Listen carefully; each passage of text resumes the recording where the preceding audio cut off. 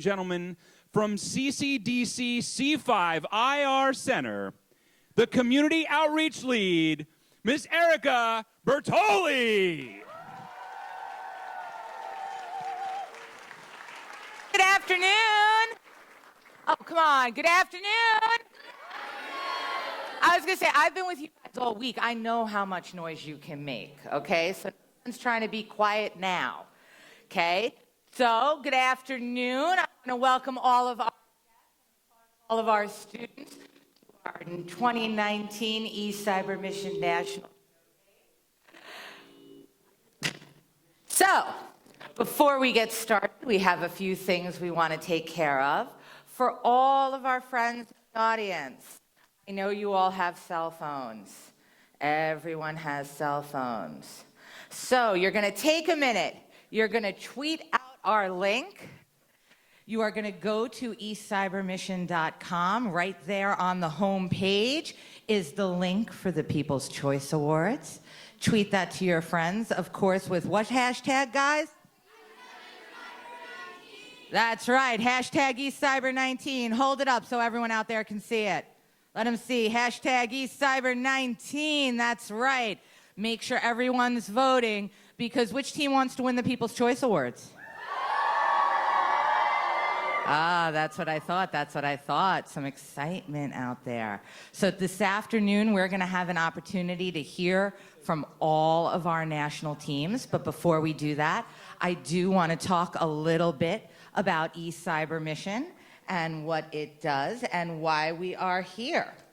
So, first thing, these students are pretty incredible. Give yourselves a big round of applause. You guys did amazing this week.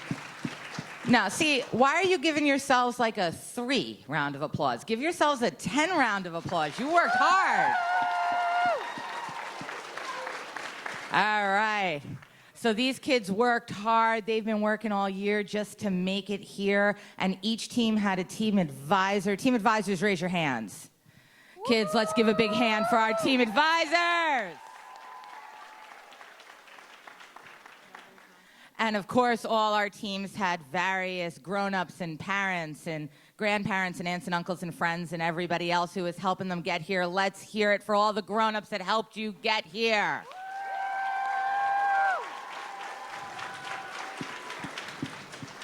So what we are going to do this afternoon is going to flow a little bit like this. We are going to be going through all of our STEM in Action and national finalist teams. We are going to let them get up here and strut their stuffs.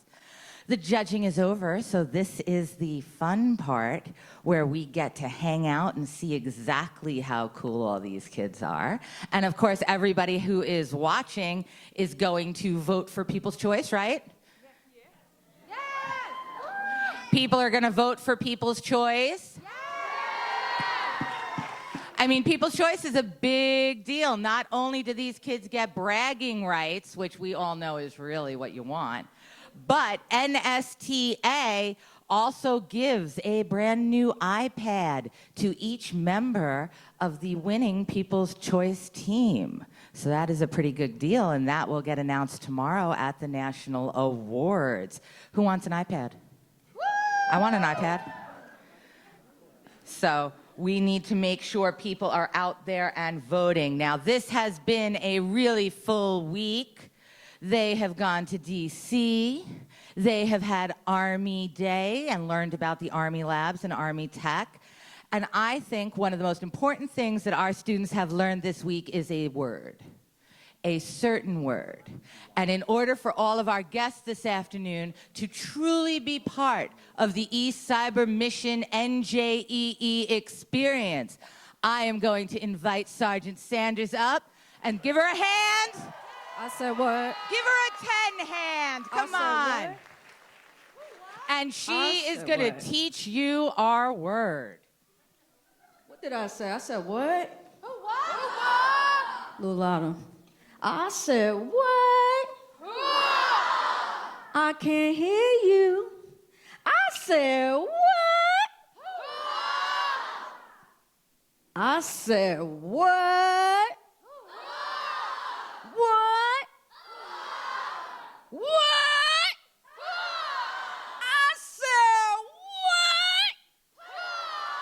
Hey, Get 'em an Sergeant applause. Sanders. Sergeant Sanders. Don't go anywhere. Now, I have a question. That was pretty impressive. That is the loudest I have heard them do it this week so far. That's what's up. You think the adults can be louder? I don't know, kids. You tell me. Do you think they're louder than you? What do you think, adults? You think you got it? You got a good hooah in you?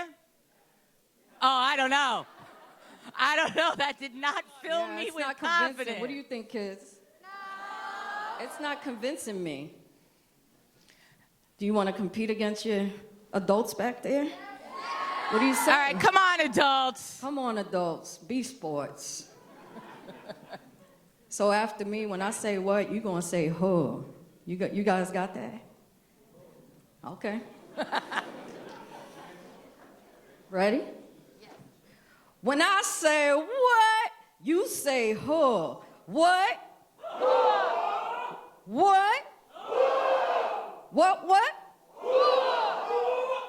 What? The grown-ups blew out the lights. That was Right. pretty Give 'em impressive. applause, guys. Good job. All right, let's give Sergeant Sanders a round of applause. Good job. Good job. All right, so we have some really incredible information about eCYBERMISSION, and now that you have all learned the magic word of hooah, each time I give you one of these facts, I want a nice, big, loud hooah. You ready? Okay, we're going to pretend you're ready.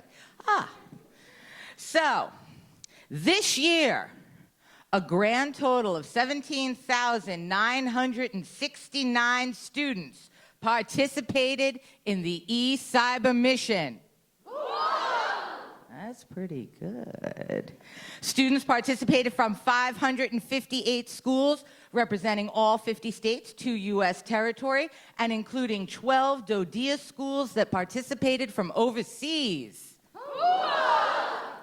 482 team advisors, most of whom are math and science teachers, led a total of 5,097 teams. All right, 237 teams placed either first or second by grade level in their local state level competitions.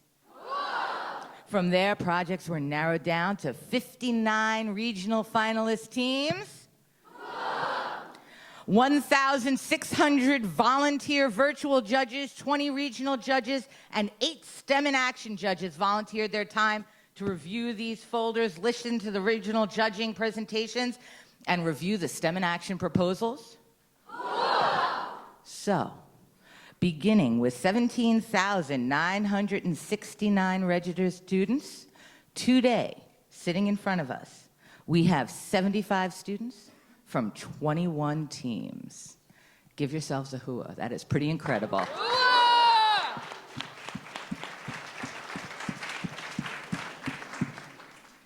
So, why do we do eCYBERMISSION? STEM, right? It's all about STEM. One of the things that is driving this great nation of ours forward is our ability to innovate. And we are looking across the next generation to make sure that we have the best and the brightest available to create the next generation of technology. The United States Army knows this, and through programs like eCYBERMISSION and the rest of the Army educational outreach portfolio, we are making sure that we are meeting and we are working with and we are encouraging the best and the brightest this country has to offer, and that is you guys. So I want to thank you, because I know that you guys are making this nation stronger and greater and better for the next generation and into the future. So give yourselves a big round of applause.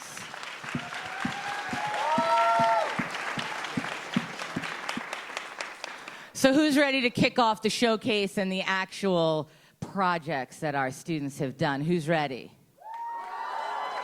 All right. But before we get going, we have to remind everybody who is watching to do what? Vote. To do what? Because who wants to be the People Choice Award winner? All right, outstanding. So we are going to get started. Our first group of presenters this afternoon are our STEM in Action Award winners. So what's STEM in Action? All of our regional finalist teams are eligible to compete in our STEM in Action Grant Award. For our friends and family who aren't familiar, our STEM in Action Award means that a select group of judges evaluate and score these proposals beyond the regional competition, and 5 teams, only 5, are awarded this AEOP STEM in Action grant, and these 5 selected teams each receive an award of up to $5,000, and they are invited to this week's National Judging and Education event. And then eCYBERMISSION will work with these teams across the next year to help them bring their ideas and their innovations into the next level. So that is pretty impressive. These STEM in Action teams have designed something that they are already going to walk forward into the future. So let's give them a big hand.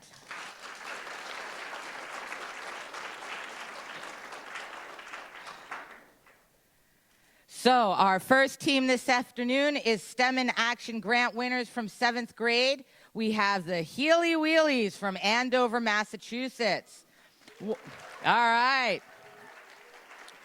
1 billion people worldwide experience some sort of disability, and out of these 1 billion disabled people, 11.6 million use some sort of walking device, whether it be a walker, a wheelchair, a cane, or crutches. The problem this group has chosen to address is the current lack of independence that wheelchair-bound citizens have, especially in Andover, Massachusetts. Our team here was led by team advisor Ms. Kelly McDonald, and I would like to introduce to you Ms. Eva Ruthier, Ms. Natalia Salinas, and Ms. Mariana Tassiopoulos. Please join me in welcoming the Healy Wheelies.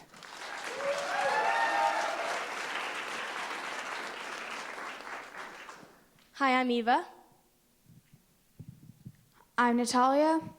And I'm Mariana. And we're Team Healy Wheelies. About 15% or 1 billion people in the world are disabled. 11.6 million of these people need some sort of assistance, like a wheelchair, to get around. All people strive for independence. No one wants to feel they have to rely on someone else to do simple things for them, such as accessing local stores and restaurants or simply opening a door. We decided to look for ways to improve handicapped accessibility in our community. We began by examining the downtown area of Andover. We mapped out the locations and narrowed our focus down to the stores and restaurants in the center of town. We divided the area into 3 segments, and each one of us collected accessibility data. What we found was that out of the 41 locations that we mapped, 31 of them, or 75%, were accessible from the front entrance. However, only 14.6% had a handicap button to automatically open the door. Although not mandated by law, we felt it would greatly benefit the handicapped community to have automated doors. Our overarching goal was to improve the lives of the handicapped citizens in our local community. We brainstormed possible solutions and decided on creating an app. We wanted our app to be like Google Maps, which currently only provides limited accessibility information for 6 large cities worldwide. Additionally, we wanted to include information such as a store's business hours, the business's official website, and more precise information regarding handicapped accessibility. We named our solution EasyGo. We developed a mobile app mock-up on an app prototyping platform called App Cooker. We then tested our app through multiple iPhone and tablet hardware platforms through the App Taster app. We then realized we could do even more by creating a complementary device. The specific design criteria of the device was that it needed to be able to enable automatic door opening with the use of RFID tag technology. The device also needed to be inexpensive and portable for the users to carry. It also needed to be able to welcome the user with a personalized welcome message and to send timestamped safety notifications to caregivers. We constructed a physical scaled-down model of CVS Pharmacy to display our prototype.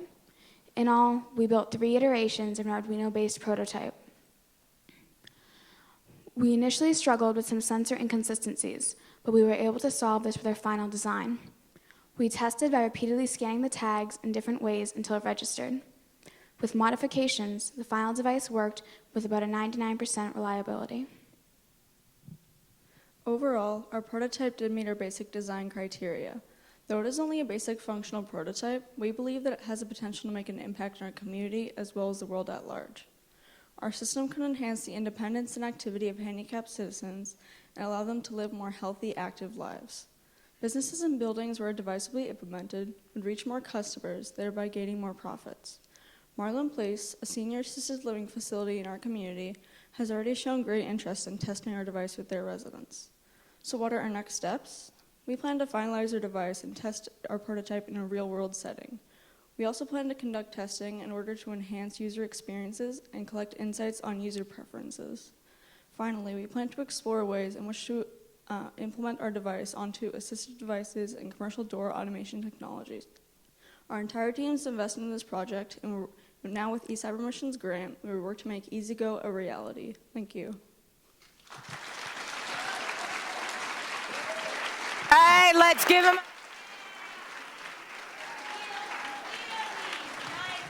Nice job, nice job. Nice job, flight director. Good job. She was my flight director on Tuesday. She brought a whole team of NASA astronauts back down from outer space. It was really awesome. So, our next team up are going to be the 6th grade national finalists from the West region, as well as being STEM in Action grant recipients. And they are the Stumptown Glucobots. Go ahead, you can clap for them, they're awesome. The Stumptown Glucobots explored a cost-effective and reliable diabetic measure for children that eliminates the need to prick their fingers daily, which is currently the only FDA way approved to measure blood glucose. They were led by team advisor Anant Sankarananayan, and the students are Shreyas Anant, Kapil Kadkodkar, and Rishabh Madhusudan. Give them a big hand. They are the Stumptown Glucobots.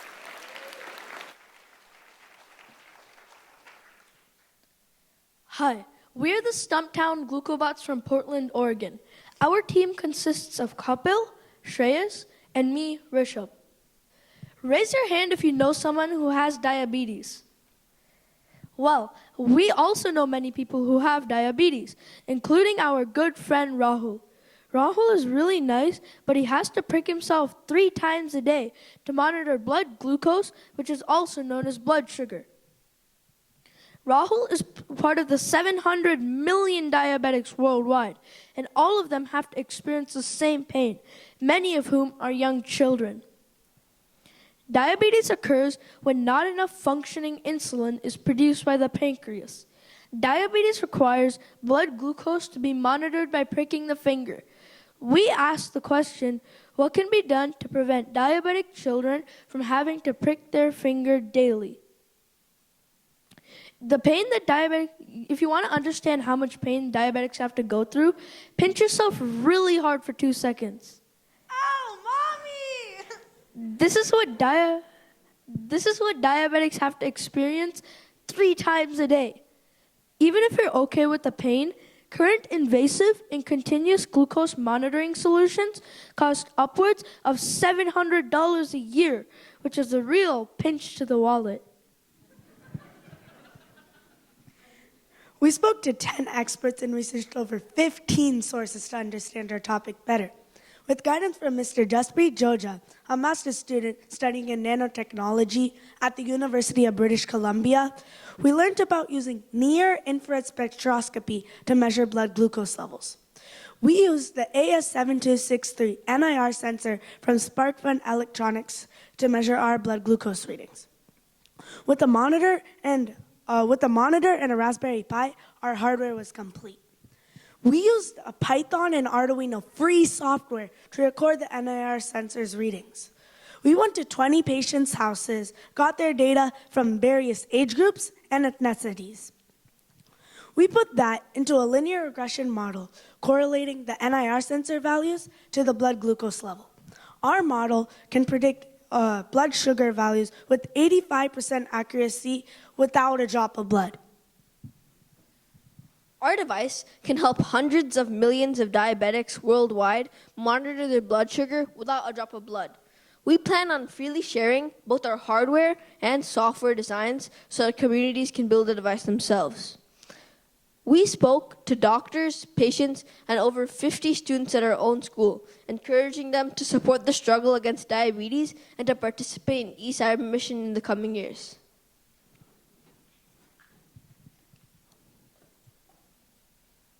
So if you look over there, we have our device, which includes our monitor to display the blood glucose readings.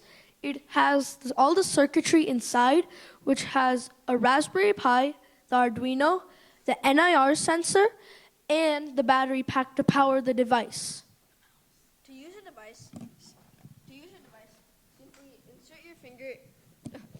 a device, simply insert your finger into this hole. Wait a few seconds, and voila, your reading is displayed. If we continue to make improvements to our device, the future of diabetic technology looks bright. In a few years, the pain that Rahul and so many others have to feel will be a thing of the past. Our next generation of tech will be simplified to a small 3D printed tube. Simply insert your finger into the tube, and voila, your reading is displayed on a smartphone. Help stop the pinch of diabetes. Thank you.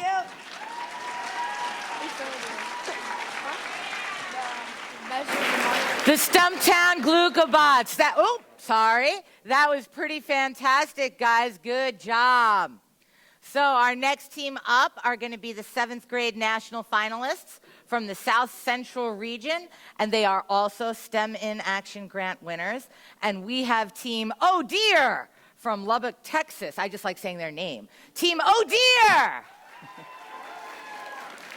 A large amount of research was conducted, and Team Oh Dear concluded that the majority of accidents are due to poor illumination on the road in front of them. Driving down a road lined with pine is dark, and elk and deer are practically invisible. But then, turn the curve, and the white-barked aspen tree groves that line the road literally light it up. Oh Dear developed an innovative solution to this problem, and doing so, they were led by team advisor Ms. Laura Wilbanks, and they were represented this week by Ms. Kimberly Cole. And our students are Isaiah Beyer, Aaron Barbie, Caleb Cole-Smith, and Demetrio Martinez, and they are Oh Dear.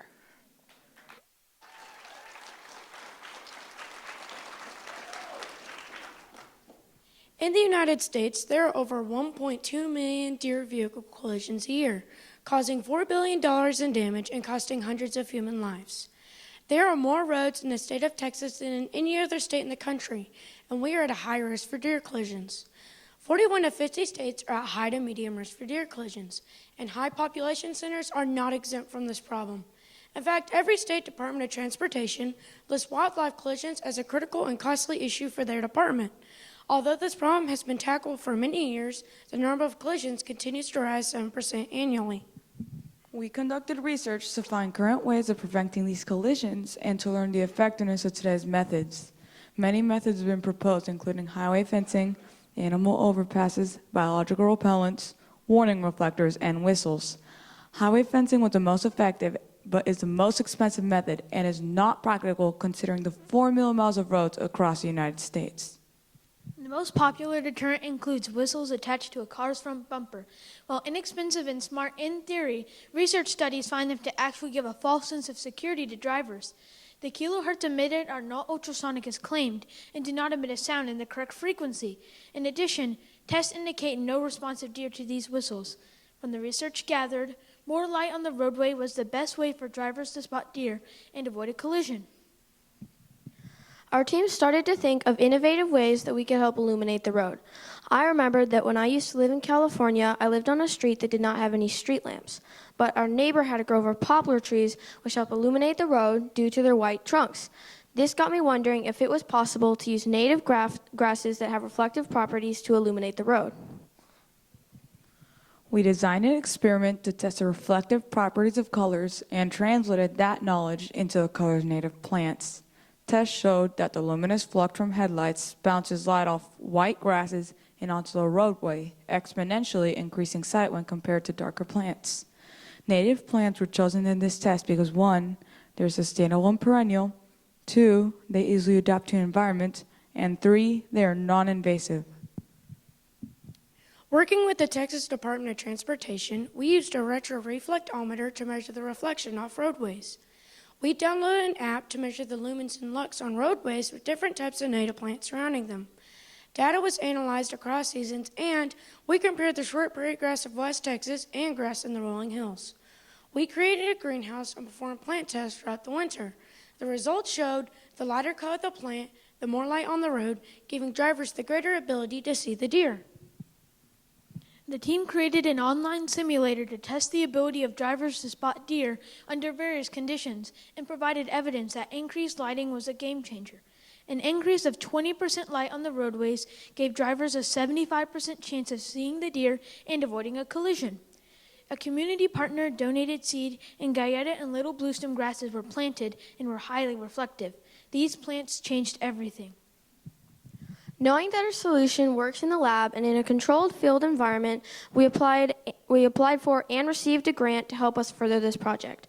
Ongoing support from the Department of Transportation and biologists will help us further this project, which will not only help save wildlife, but save lives across the country. Thank you.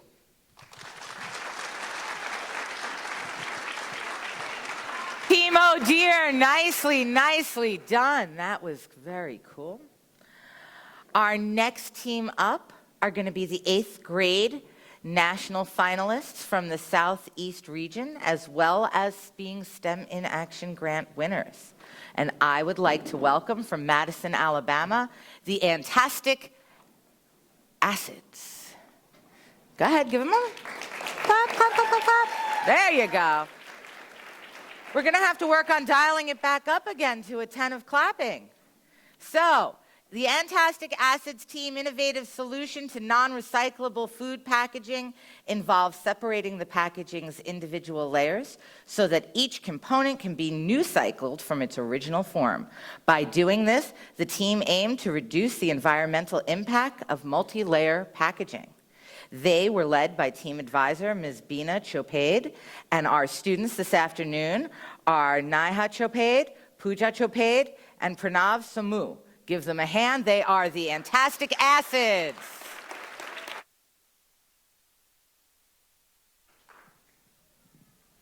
Single-use, multi-layered packaging was a major advancement for the food industry, as it allows a long shelf life and keeps food fresh by keeping oxygen and moisture out. These desirable properties, as well as the relatively low cost of the bags, have led to their ubiquity. However, the very multi-component structure of the packaging that gives it its function also makes it unrecyclable, creating a major environmental and economic problem. Since it cannot be recycled, multi-layered packaging can often be seen littered in the environment, where it poses a hazard for wildlife. Plastic packaging may also end up in landfills, where it can leach harmful chemicals that spread into groundwater. Nearly 80 million tons of plastic packaging waste was produced worldwide in 2017, while less than 10% of it was recycled. At our current consumption rate, this figure is estimated to grow to 320 million tons by 2050. Current solutions include expensive biodegradable chip bags and low-value upcycling. These solutions do not address the need for producing new materials. Our innovative solution, however, separates the packaging's individual layers so that each component can be new-cycled in its original form. This maximizes economic benefits and reduces negative environmental impacts. We first selected 12 solvents with diverse properties to screen for their effects on the multi-layered packaging. The 5 solvents with the most significant effects were shortlisted for further optimization. Among the shortlisted solvents, we concluded that formic acid showed the greatest effect since it completely separated the aluminum flakes from the formic acid. To increase the efficiency of our process, we place the vials in an ultrasonic bath. The ultrasound causes a phenomenon called cavitation to increase the rate of the reaction. Cavitation occurs when ultrasonic waves compress and rarefact, creating bubbles. These bubbles collapse when they reach an unstable size, producing shock waves that catalyze the reaction. We conducted systematic experiments with the formic acid to find the optimal temperature, reaction time, and concentration of the acid. We used a ranking system to convert qualitative observations into numerical values to find the optimal conditions. We found that using 50% concentration of formic acid for just 5 minutes at 75 degrees Celsius gave the best results. Using vacuum filtration, we scaled up our process to separate the aluminum flakes from the used formic acid. This proved that we could increase the amount of packaging in each reaction without harming its effectiveness. We also demonstrated a reuse of the formic acid for at least 5 cycles, further increasing the cost efficiency of our process. We also demonstrated that the ink can be separated from the colored outer layer by experimenting with DMF and toluene. We chose toluene as the ink removal solvent because it removed more ink and suspended the ink in fine particles which can easily be filtered. Once we had finalized the conditions for a new cycling process, we created a conceptual plant design. This design can be implemented in a single-stream recycling plant at a larger scale. Retrofitting existing recycling plants with our new cycling unit has several economic benefits to the community. In addition to the corresponding job creation, our unit is expected to lead to positive revenues because the materials will be recovered in high purity with high economic value. Our solution will also result in a reduced carbon footprint because a considerably lower amount of raw materials will need to be produced. Why stop at recycle when you can use cycle? Some great job, fantastic acids. Good job, good job. So, next up, our next team are the 8th grade national finalists representing the South Central region. They are also STEM in Action grant winners, and they are Vision from Highlands Ranch, Colorado. Team Vision developed an app called Kindly, which has dual capabilities at reducing the instances of bullying. Kindly focuses on self-improvement and learning for the bully, while at the same time it helps the victim by notifying a trusted adult. Team Vision created Kindly to act as a plug-in to different platforms such as social media, SMS, and other applications by invoking the service from anywhere and helping kids feel safer. They were led by team advisor, Ms. Simi Basso, and our team are Jatin Patnori, Gitanjali Rao, Ezra Sarak, and Jaya Sarak, and they are Vision.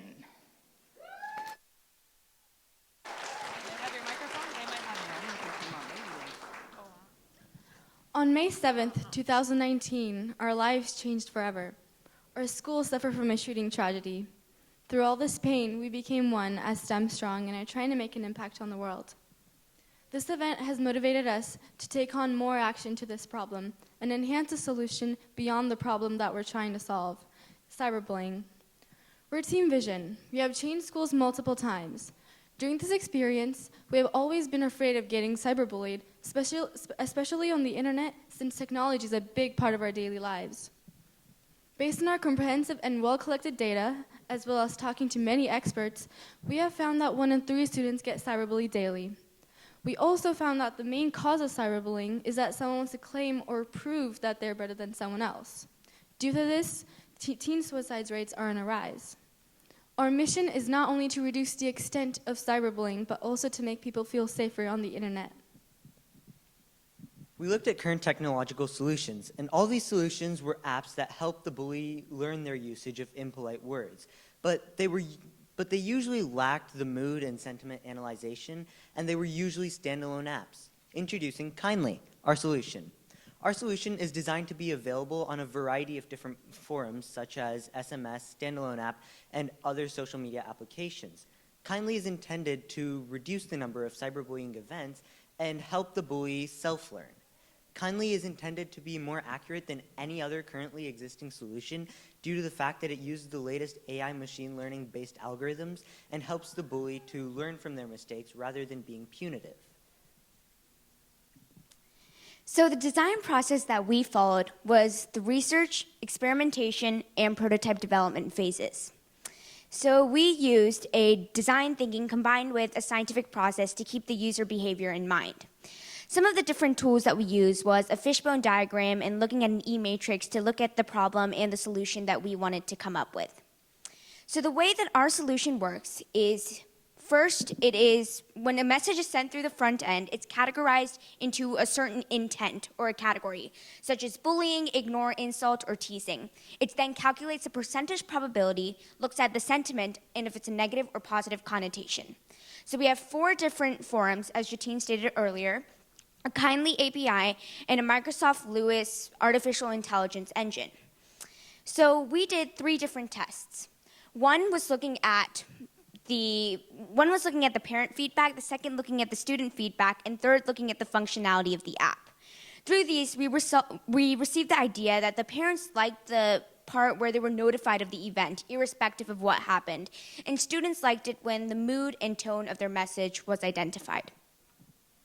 We are not done with the work yet and have some future plans, such as upgrading the functionality of the app and create common social media plug interfaces along with a service that can be invoked.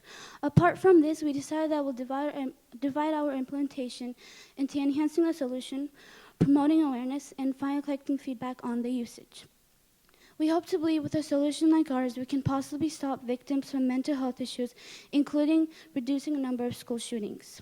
Not only this, we have been invited by Douglas County Commissioners in Colorado for a presentation to see if it can be adopted. We also have the opportunity to speak with Microsoft about our idea, mainly because we're using their AI engine. And just recently, we spoke to a group of Colorado teachers about implementing it into schools and classrooms. Finally, we want to thank eCYBERMISSION for the motivation and the great opportunity, and our team advisor, Mrs. Basu, for her guidance. Thank you. Hear it for vision. Nice job, nicely done. And let's get another round of applause for all of our STEM in Action grant winners.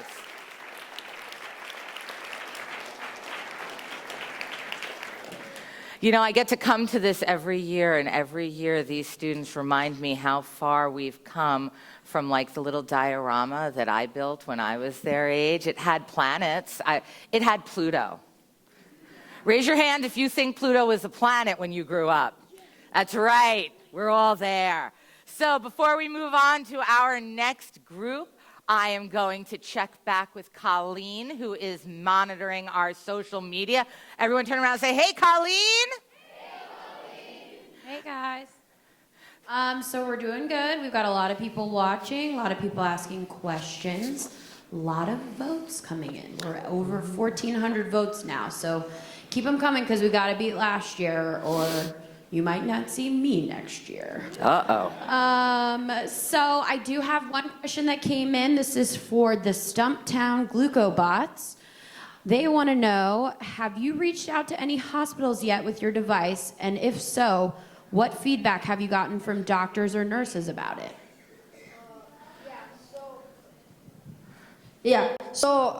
We spoke out to Providence Clinic, which is like one of the hospitals in like our area, and so we were communicating with them throughout the process of like building and designing our solution, and so we got their feedback, and we are also planning to get more samples from more hospitals, such as OHSU.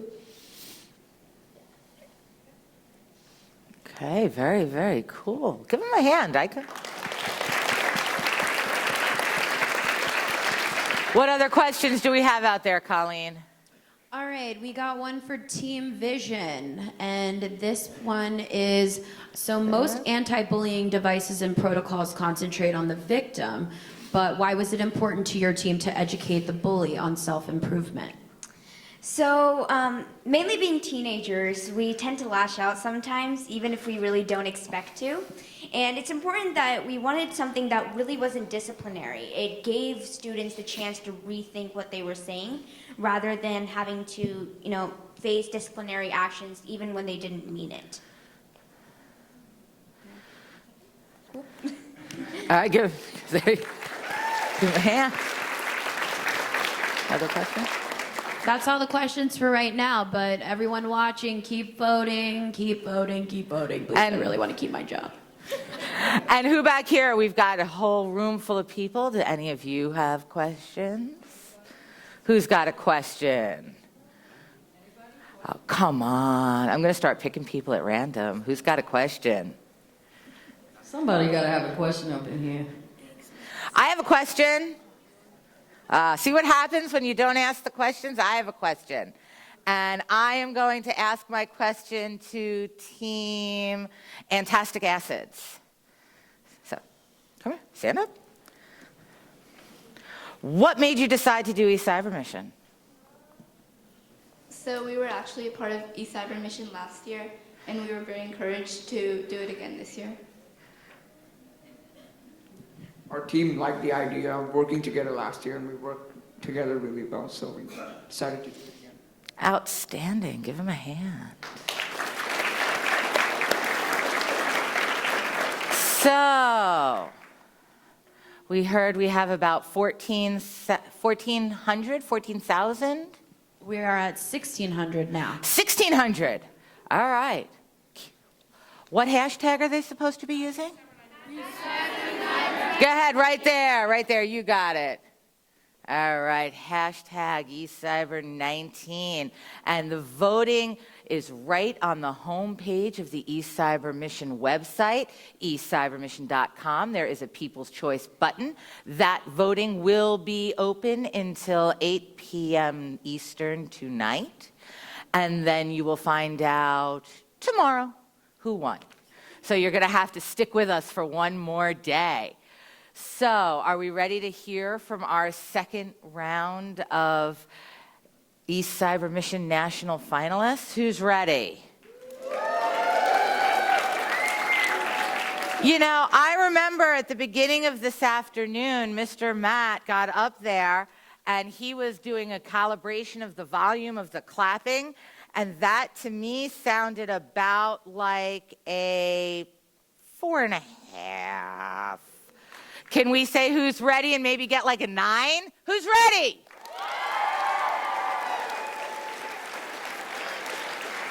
All right, that's a little bit better. Otherwise, I'm going to be with Colleen, and I'm not going to be allowed to come back next year. So our next round of presenters, the first team up, we have our 6th grade national finalists from the North Central region. They are the Microfiber Fighters from Bay Village, Ohio. And the Microfiber Fighters set out to find a way to reduce the plastic microfibers being discharged into streams and lakes from washing machines using common household items. They were led by team advisor, Mr. Richard Gash, and the team is Sarah Knox, Bowden McDougall, and Gwyn Miller, and they are the Microfiber Fighters.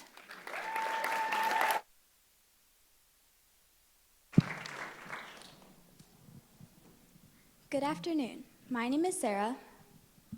My name is Bodie. And my name is Gwyn. And we are the Microfiber Fighters. Last year, we attended workshops at the Bay Village and Rocky River libraries, and they really alerted us about the issue of microplastics getting to Lake Erie and our rivers. And these workshops were sponsored by organizations such as NOAA, Ohio State Stone Laboratories, and the Sierra Club. One problem presented was the amount of microplastics generated by washing clothes such as fleeces and other clothes containing nylon in washing machines. The clothes break down and produce very small particles that water treatment plants cannot remove. These particles flow out into Lake Erie, get into our drinking water, and into the fish we eat. Nobody yet knows the consequences of these microplastics on the human body. As we began our research, we came across a number of newspaper articles and reports from AP News, Forbes, and NPR Michigan Radio.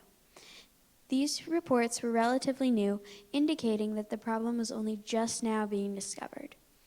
Our goal was to find something that was readily available in most households that could be put into a washing machine and get the microplastics out.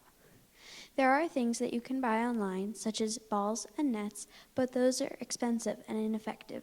We wanted something that was inexpensive and effective. We started out by using a small wiffle ball and Velcro dots, thinking that as the water flows through the wiffle ball, the Velcro dots would capture the microplastics. However, our results were disappointing. Next, we tried using a large dog toy and hair curlers, because the dog toy had bigger holes so more water would flow through, and the hair curlers had more surface area of Velcro. But yet again, our results were disappointing. And to test how effective our experiment was, we took a sample of the wash water and put it through a coffee filter. We were able to distinguish between the natural and synthetic fibers, because the synthetic fibers were tiny straight fibers. And if you would look through a 30 times magnifying glass or lobe, you would be able to estimate that we were capturing a share of the fibers. Looking at the dog toy itself, we noticed a number of microplastics stuck to it. That was when we got the idea of putting a partially inflated balloon inside of the dog toy, because the balloon replicated the tacky, rubbery feeling of the dog toy. This appeared to work very well. And observations indicated that we were capturing at least double the amount of fibers, and using the wiffle ball provide the same results. And the wiffle ball does have the advantages in that it's inexpensive, will not damage your clothing, and can be used multiple times. We believe that we have found a reasonable solution. It is inexpensive, easy to use, and the materials are readily available. We have written numerous articles detailing the problem and our solution in our local community newspapers to spread the word to our lakefront community. Thank you.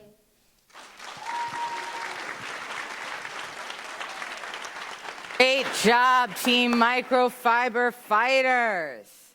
Next up are the 7th grade national finalists from North Central Region, and they are the Uper Lights, and they are from Lake Linden, Michigan. Since October, the Uper Lights have been designing and testing a backpack lighted reflector for students walking to school to wear. They use the engineering design process to work with prospective users and to refine their design. They were led by team advisor Ms. Gretchen Hine, and the team is made up of Jenna Baudouin, Chloe Daniels, Rebecca Lyons, and Olivia Shank. And please welcome the Uper Lights.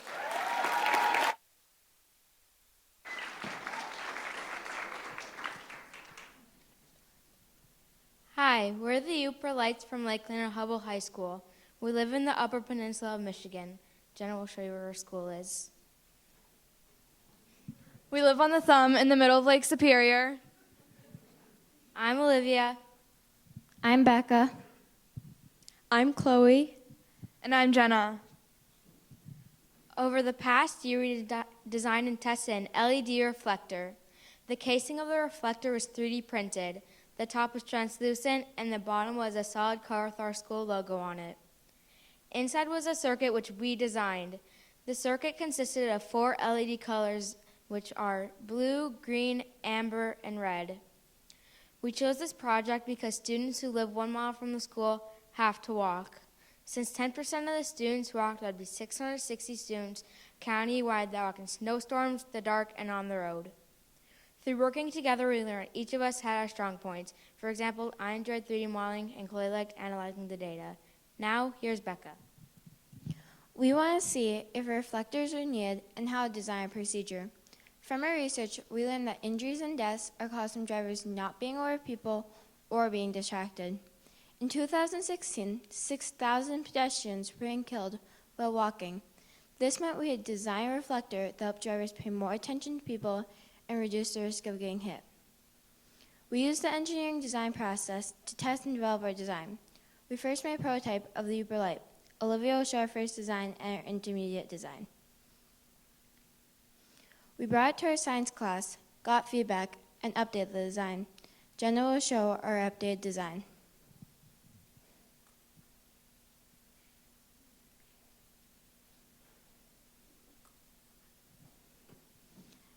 After that, we developed a testing process for our experiment. Similar to testing car brakes, we measured the distance at which a person could see an LED reflector, plane reflector, or a person without a reflector. For testing the test subjects, we're at one end, while a team member approached the observers wearing the reflectors. The distance where the observers saw the reflectors was measured. Now Chloe will discuss the results. Due to the weather, 7th through 9th grade pedestrians and 10th through 12th grade drivers were tested inside a dark hallway. The college students and adults were tested outside. The LED reflectors were visible over the entire testing distance for all observers. Because of this, we did a separate test where the LED reflector was visible from 91.4 meters, over 2 times the plane reflector's distance. Therefore, the distance that varied was for the plane reflector. For the pedestrians, the 8th graders saw the plane reflector from the furthest distance. Similarly for the drivers, the college students also saw the plane reflector from the furthest distance away. Now, here's Jenna. As Chloe mentioned, the lighted reflector was more visible than the plain one. This means that people walking or driving would see the LED reflector before the plain one. When we monitored students walking to school, no one was wearing a reflector. Therefore, we feel that there is an opportunity to educate students. With community grant funding, pedestrian safety materials could be developed for different age groups. Additionally, because our design is customizable, different groups could change the casing logo or color. In conclusion, we designed and tested an LED reflector for students walking to school. This would improve pedestrian safety because drivers would see it better. Thanks for listening. We're the Uber Lights, and we're ready for no, never mind.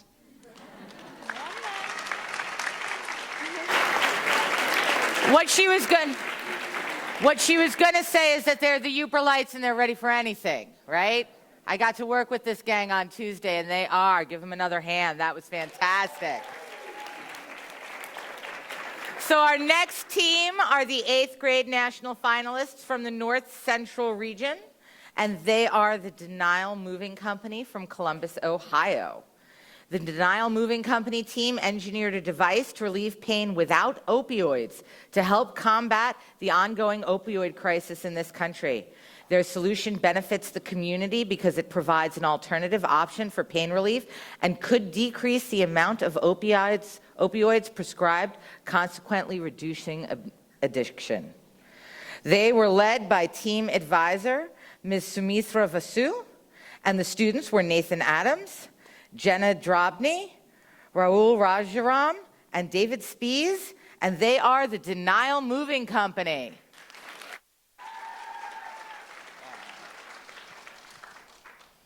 When Officer Chung hears the code 340 in his radio channel, he knows that he's going to the site of an overdose. The 19th precinct, where Officer Chung operates, sees the second most overdoses out of any zip code in Columbus. That means that he can see as many as 6 overdose calls in 45 minutes. He's administered the life-saving drug Narcan more than any other police officer in Columbus, 41 times in 2 years. Deny Ohio, a public service movement sponsored by the Ohio Opioid Education Alliance, says nearly 80% of the people who abuse heroin started by using prescription drugs. Our interview with Officer Chung and these stark realities inspired us. If we can eliminate prescription drug abuse in our community, we can help the opioid crisis all throughout the country. We defined this as the problem and began developing solutions. Once we settled on tackling opioid addiction, we began our research, which included interviews such as a pharmacist who specializes in addiction, a police officer, someone who volunteers extensively with prisoners, and a doctor. In addition to this, we visited a local rehab center and solicited feedback from patients and staff members. After our research, we began brainstorming ideas on how we could solve the opioid crisis. Possible devices we looked at were an automated pill bottle, a watch to monitor opioid levels in the blood, and a device to monitor dopamine levels in the brain. None of these ideas worked out very well, so we took a step back and looked at which area of opioid addiction we wanted to tackle. Areas we looked at included prevention, treatment, education, first responder support, and pain relief alternatives. We landed on pain relief alternatives. This all culminated into the model, which you will see next. Our solution is centered around how the brain detects pain. Neurotransmitters are sent to the brain to tell your body that you're in pain. These neurotransmitters are sent through 2 tracts in the spinal cord, the dorsal column and the spinal thalamic tract. Each one of these pathways carries a different type of neurotransmitter. If we clog the brain with impulses that aren't pain, less pain will be perceived. We did this by using temperature, 2-point discrimination, and light pressure. Research and use of a product called Buzzy has shown that this is an effective way to relieve pain. We made a model to show how our ideal will work. 2 pegs will touch the skin far enough apart so it feels like 2 points. A refreezable gel cartridge will slide through the pegs like a comb, chilling them down when they touch the skin. Lastly, we have an elastic band which supplies pressure and administers the next part of our solution, ascorbic acid. We learned from a study done by NIH done on mice that ascorbic acid can be used to minimize the effects of opioids. Another study done by Daegu University in South Korea shows that ascorbic acid can actually be used to relieve pain because ascorbic acid releases 2 neurotransmitters, noradrenaline and acetylcholine, which are part of the inhibitory pain pathway, which relieves pain. We are integrating ascorbic acid into our solution by adding a patch of it onto the skin. And because ascorbic acid's molecules are small and the skin is slightly acidic, it will easily be able to penetrate the skin. In order to visualize our concept, we made a sketch of our model shown here. We had many ideas, and we chose the most successful ones and synthesized them into one practical alternative to opioids.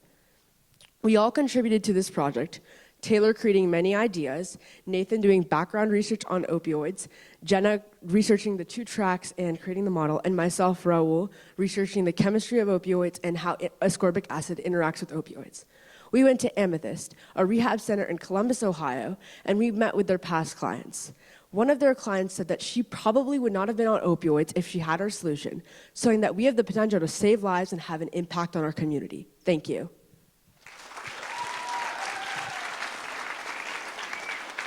Let's hear it for the Denial Moving Company. Great job. So our next team are going to be the 9th grade regional winners from North Central Region, and they are Powerhouse Mitochondria, and they are from Machesney Park, Illinois. The Powerhouse Mitochondria team set out on a mission to find cheaper and safer and easier ways for the resident of their Northern Illinois community living along the rivers to filter their water and remove contaminants. Their goal was to find this solution for under $15 to make it affordable for the vast majority of residents. They were led by team advisor, Ms. Melissa Johnson, and the students on the team were Seth Grasse, Naoma Kernica, Sarah Nolly, and Roland Nathagel. Please welcome Powerhouse Mitochondria.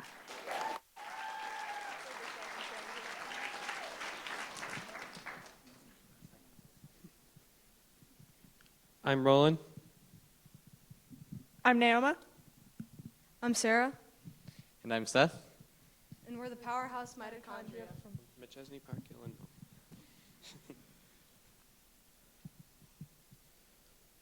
So creating the team was easy. We've been friends for years, and we knew that we were compatible workers. However, this also brought up the slight issue of distractions. We did end up spending a lot of our time goofing off in class rather than working to solve the problems. This made some of the more complicated tests into races against the time. In the end, Seth provided the filter body and worked on tests with Toby, who also filled the mission folder. I did research, and Naoma set up the device for testing. Overall, we work fairly well together, and we can improve this if we continue our project.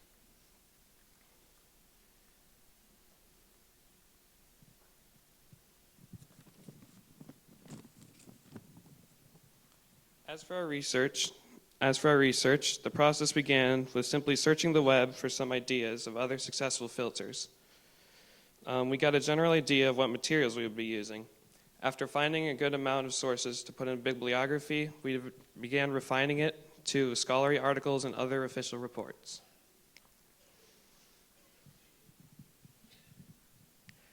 The problem we wished to address with this project was the lack of a reliable and inexpensive water filtration device.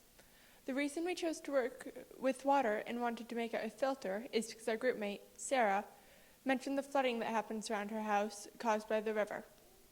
The flooding causes problems with the drinking water when it gets absorbed by the ground and seeps into well water. This affects many people, but there is no cheap and efficient way to filter the water. We decided to create a water filter that would filter out common contaminants such as sediment, bacteria, and chemicals from water.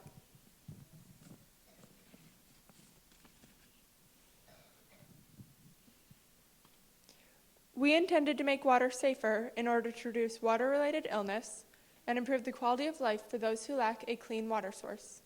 This would also make it easier for the community to be less concerned about sickness and more able to focus on helping those whose homes have been damaged by flooding. At under $5 per unit, our filter is an inexpensive solution.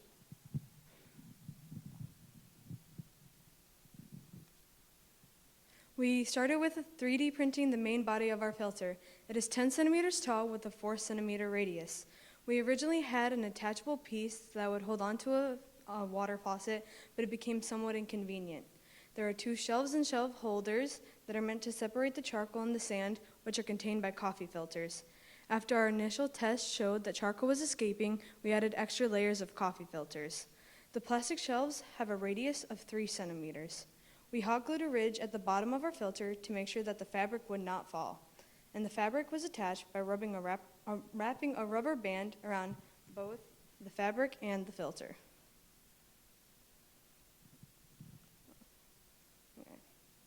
At first, escaping charcoal made the water opaque. We fixed this by adding extra layers to the coffee filters.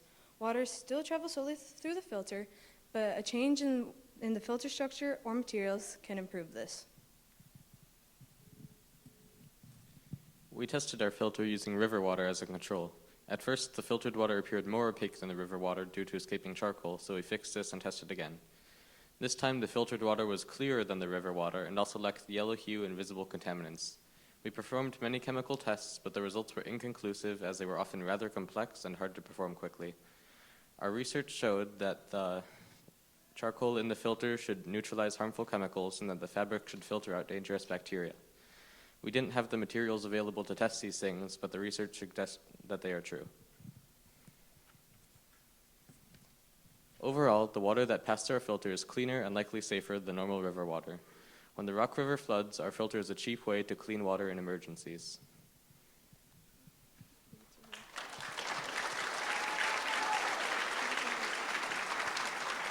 Hear it for Powerhouse Mitochondria. Great job. So, moving right along, we've got our next team. They are the 6th grade national finalists from the Northeast region, and they are Team Have a Say from Ashburn, Virginia. Team Have a Say sought a solution to cater to one of the most basic necessities for mankind's survival, water. They explored different avenues to find a solution to the lack of clean drinking water in disaster-hit areas. They were led by team advisor, Ms. Heather Jackson, and the students on this team are Amulya Gotapati, Yug Kola, Ajay Penaganda, and Samvrit Rao, and these are Team Have a Say.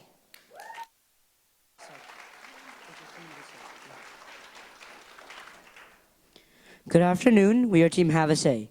This is A for AJ, S for Sam, A for Muya, and I'm Y for Yug. Our presentation today is about HydroPure, a natural, portable, environmentally friendly water filtration pod. We all know when Hurricane Maria hit Puerto Rico, the region went through a lot of crisis. Damaged transportation infrastructure led to a lack of access to clean drinking water for the survivors. This is our motivation for our project. Upon researching, we learned that in addition to natural disasters, there are other causes to a shortage drinking water supply. According to the Center for Disease Control, over 780 million people worldwide lack access to clean drinking water. A recent article in the journal Nature estimates about 80% of the world's population lacks access to secure freshwater supplies. In addition, nearly 1/3 of the United States population does not have access to pure potable water. Unfortunately, as the data collected by the Center for Disease Control shows, outbreaks in public water systems have caused many significant health issues. After all this research, hypothesis was that if we could build a portable and affordable water filter, then we can enable access to clean drinking water in needy communities. In order to ensure that product has no negative impact on the environment, we decided to create filters using all natural filtration agents. As part of the design process, we came up with several designs. We scored each design individually based on criteria such as portability, aesthetics, efficiency, and cost. We discussed the relative pros and cons of each design and chose the design with the highest cumulative score. While analyzing the filter pod, we realized that reversing direction of water flow creates a more efficient way to filter water in real time. With the design finalized, our next step was to either custom fabricate or 3D print a filter pod. So, Using precise measurements, we custom fabricated a pod to hold our natural agents. Using criteria such as durability, biodegradableness, filter pollutants, and cost, we narrowed down the filter agents in our pod to 3 options: activated carbon, coconut shells, and cilantro. In our first prototype, we powdered the activated carbon, crushed the coconut shells, dried the cilantro, then gathered some water from a nearby stream to test our product. After our initial test for particulate matter failed, we realized that this was due to powdering the activated carbon and we should use activated carbon pellets instead. So, with these initial issues resolved, we began testing our product from a professional testing kit from Amazon. In our first trial, we were able to determine that our filter pipes able to significantly lower levels of lead, nitrates, and coliform bacteria. To test for consistency, the tests were repeated in Trial 2 and had similar results to Trial 1. Our goal was to create a low-cost, portable water filter using all natural agents, and we were successful in doing so. There are millions of people around the world who encounter waterborne diseases. Our inexpensive and eco-friendly filter will reduce these diseases by providing people with potable water. Competing water filter providers will need to reduce the price to compete with our product. This will have a positive impact on many communities. Organizations such as Red Cross and FEMA will have the ability to aid more people with our inexpensive and portable product. Disaster relief organizations can airdrop our filter even when land transportation is unavailable. With the use of natural, biodegradable filtration agents, not only are we benefiting the community, but we are also exerting a positive influence on the environment. Overall, our filter will be helping to serve the needs of over 780 million people around the world who lack access to clean drinking water. When we first met, we each picked an area of the project to research and develop. We brought ideas together, presented to each other, and picked the best idea that we all agreed on. When we couldn't figure out what a filter pod would be, instead of arguing, we used scientific criteria to evaluate each option and chose the most efficient and effective option. We mainly used Google Hangouts and Google Drive to share documents and communicate. Everything that we have done so far, we've done as a team. We have always worked together as a team towards a common goal. We believe that collaboration is a foundation for any team. Hi, Joe Pure, the green filter of tomorrow. Thank you. Hi. Great job, have a say, and let's give a hand to all our teams who presented in this group. That was pretty impressive.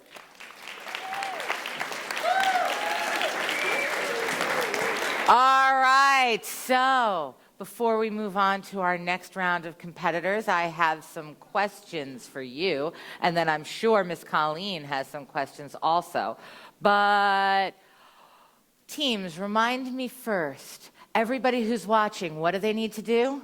Vote. What do they need to do? Vote. And who should they vote for?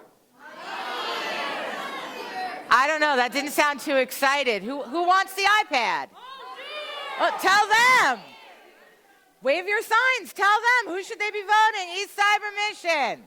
Right? Oh, there you go. You got T-shirts. That's some branding. And they need to use, and what's the hashtag? Awesome. Now, our students have been with us all week, and we've done some pretty cool things. So I have some questions for our teams. Whose very, very favorite thing was PT Monday morning? Who loved that? Who wanted to get up and do exercise? First thing, let's move. You have some who like the exercise. Look at that. Me, notice I don't show up until Monday afternoon. It's so that I really don't ever have to do that part of it. Who loved DC? Who had fun at DC? How about Army Labs Day? Wasn't that pretty cool? Yeah? Who had a really cool Army lab they got to hang out with? All right, let's come over here. Come on, stand up. What was your super cool Army lab that you got to hang out with? My favorite lab was probably the cybersecurity one, which was a lot of fun. Well, a lot of fun. You like cyber? Yeah. The other two we also did a one with where we wired some LEDs involving like night vision goggles. That was pretty cool. And then in addition to that one, we did a vehicles capability testing where we tested some RC cars, which was a lot of fun. All right, very cool. Give them a hand.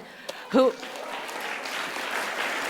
else has a super cool Army lab they hung out with? Oh, right over here. Shreyas, what did you hang out with? So we also had the RC cars as our first one. And then we had water balloon ballistics, which was probably my favorite one because we almost got to hit Sergeant Pierce. Almost. Almost. He moved his face for that one, so it's not really. Oh. And then our last one was is Houston, we have a problem, and that was also really fun too. Awesome. That sounds pretty good. Who else had a really cool one? Up right over here. Where did you hang out? So, give me a sec. Cool. So I'll stand up. We did 3 different ones, obviously. So the first one we did, we talked a little bit about water and the properties of water. We got to control a robot to open a whole bunch of things. So like boxes, doors. It was really cool. It was hard. It was cool. The second one we did the night vision one as well. That was a lot of fun. We all looked possessed. It was great. And then the last one we did was the cybersecurity, and I'm really into that. It's one of my favorite subjects, so it was just a blast. Awesome. Thank you for that answer. Anybody else have something they want to share? All right, right back here. Can we get back here? And then we'll get over here, and then we'll move on. So, my favorite activity was the Houston We Have a Problem because it was really fun because we had to work with different people we hadn't met before. Very cool. Good answer. And we've got an answer way over here. Go ahead. I say one of my favorite things we did was one of the challenges we had to design an Oreo case and drop it and test it many times to see if it doesn't break, which clearly shows the engineering design process, which is amazing to see people go through the engineering design process and get a product. Can I say one thing though? Sure. Can you please vote for Team IM Tech? Oh. Now, see, that's taking advantage of the opportunity, so I'm impressed right there. So let's see. So why do we bring out all of these amazing Army labs? When you look at CCDC, which is the organization that so many of us here belong to, and when you look across the entire Army R&D community, we have scientists and engineers that are innovating in all of these fields. If there is a field of technology, of science, of math, of engineering that you are interested in, there is an Army lab who is working on that somewhere right now with our scientists and our engineers to make sure that we are building a stronger, better, brighter future, that we are protecting our soldiers, and that we are giving them everything we need. So what you got to experience this week on Tuesday during Army Labs Day was just a small portion of the type of R&D that we are doing every day, every year. So who thinks that some of the stuff they saw, that's pretty cool applications to the real world, right? So you guys got to see our cyber, and that's definitely a big part of it, our night vision labs. You got to see our Natick Soldier Center, who's out there making sure that all the things that we're giving to the soldiers work correctly or protected. We've got our Chem Bio centers. We've got ARL, who are doing the applied research. They're looking 15 years down the road into the future to the stuff that will be commonplace when you guys are grown-ups. So part of this eCYBERMISSION experience for us as the Army civilians is to get to meet you guys, to get to show you what the cutting edge looks like, to excite you. Who thinks that they're going to keep on going with AEOP, keep learning about all of this cutting edge tech? I want to see some hands. All right. Do I have to bring Sergeant Sanders back up here? Is that what needs to happen? Who wants to see some more about Army tech and what's on the cutting edge for the future? What do you think? Was that okay? No, y'all need to sound better than that. See, we gave her a microphone. Louder. You didn't know. Louder. Louder. Let's hear it. What? No, louder. I said, what? I said, what? All right, I think that's a little better. So we had our Army Labs Day. We had our DC trip. We got to see all the great monuments. You guys got to meet some of your representatives. All in all. And then everybody's most favorite part was judging today, right? Yeah! All right. And everybody's excited to see what happens tomorrow? Yeah, I'm excited too. I'm excited for the People's Choice Awards. I'm excited for all the awards. But the thing that you guys are all holding on to, you've been told all week by all of us here, right? 18,000 students down to 75. As far as I am concerned, you guys already won. Just the fact that you're here is so incredibly impressive. Let's give them a hand.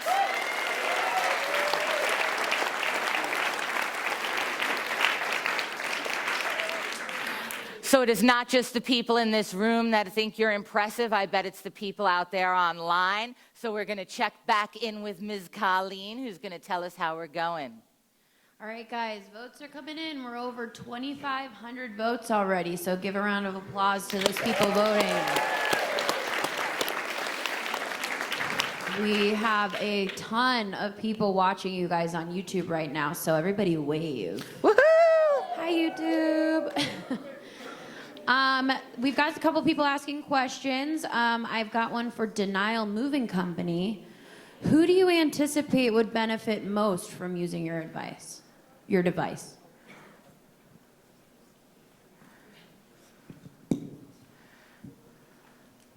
The people that would benefit most from our device are people that are coming out of post-operative pain or have acute pain that have never had opioids before, so they're not exposed to the drug.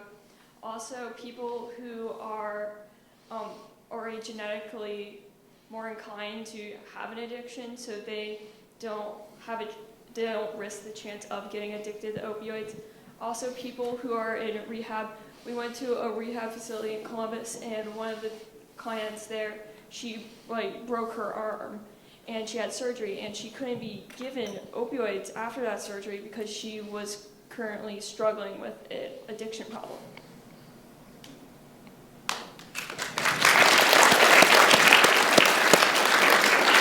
Great answer. Do we have more questions? Oh yeah, we got more.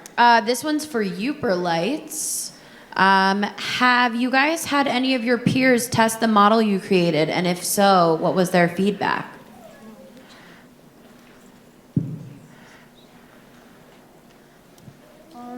So we didn't have any students test it, but we would bring surveys into our class, and they would answer, and we would stand in front of the classroom with all the lights off, and they would see which one was the most visible. And for our testing, we tested 7th through 12th graders, college students, and adults, and the 7th graders and other people at our school got to say when they saw the reflector.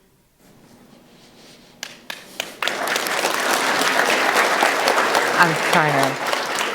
All right, that was a great answer. Give us another question, Colleen. All right, this one is for the microfiber fighters. How did you guys choose this topic to do your project on, and was it something close to you personally? Here you go. Behind you. So we all live on the lake, and we've all done water sports before, so it was very close to our hearts that we could find something to help clean up our lake.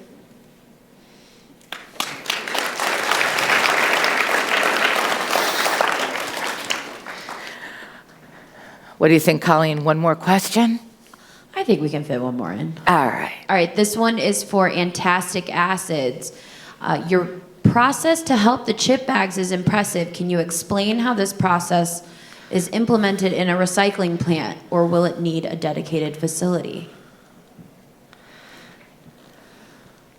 We're planning to add our component as just a component to single stream recycling plants that already exist, so it will just be in addition to that.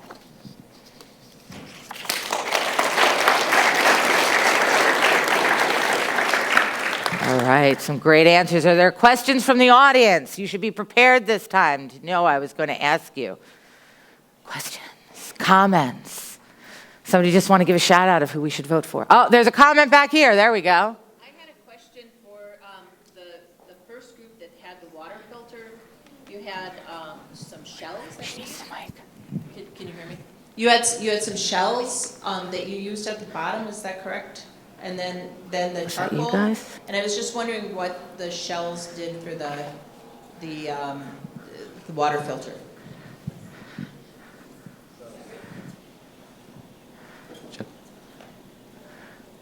Is this one on? Okay, so there it is. That was a wording thing. So when we said shells, we meant the plastic shell, the plastic body of the filter. So there weren't any shells in there. There was fabric at the bottom to filter out bacteria. All right, thank you. All right, we're about to move into our next round of presentations. But from what I remember, Ms. Colleen, you said we were at 2,200 votes? We are at 2686 now. 2686. So I'm going to ask this. Everybody in the room, raise your hand if you know one person who owns a cell phone. Raise your hand if you know 5 people who own a cell phone. If you're a student, raise your hand if everyone you've met owns a cell phone. Mostly. Okay, no, they went down. All right, good. Does everyone know 10 people who own a cell phone? All right. What we need to do is get them to what? Vote. Otherwise, I'm going to do a giant campaign tonight and make everybody vote for me, and then I'll get a new iPad. Do you think that'll work? Yeah, vote for Miss Erica. Woohoo! No, I'm kidding. So we're going to vote, and let's hold them up. What's our hashtag? Hold them up. eCYBER19. All right. So, who's ready to hear our next round of projects? Let's hear it. Okay. Our next team are the 7th grade national finalists from the Northeast region. They are Team Green Tea from Clarksburg, Maryland. Team Green Tea created their project to spill the tea about solid food waste management in Montgomery County. This project is designed to reduce food waste, a big problem in their community. They were led by team advisor Sakshi Amula, and the students in this team were Advika Arguwal, Shrusti Amula, and Angelina Shru. We have Team Green Tea.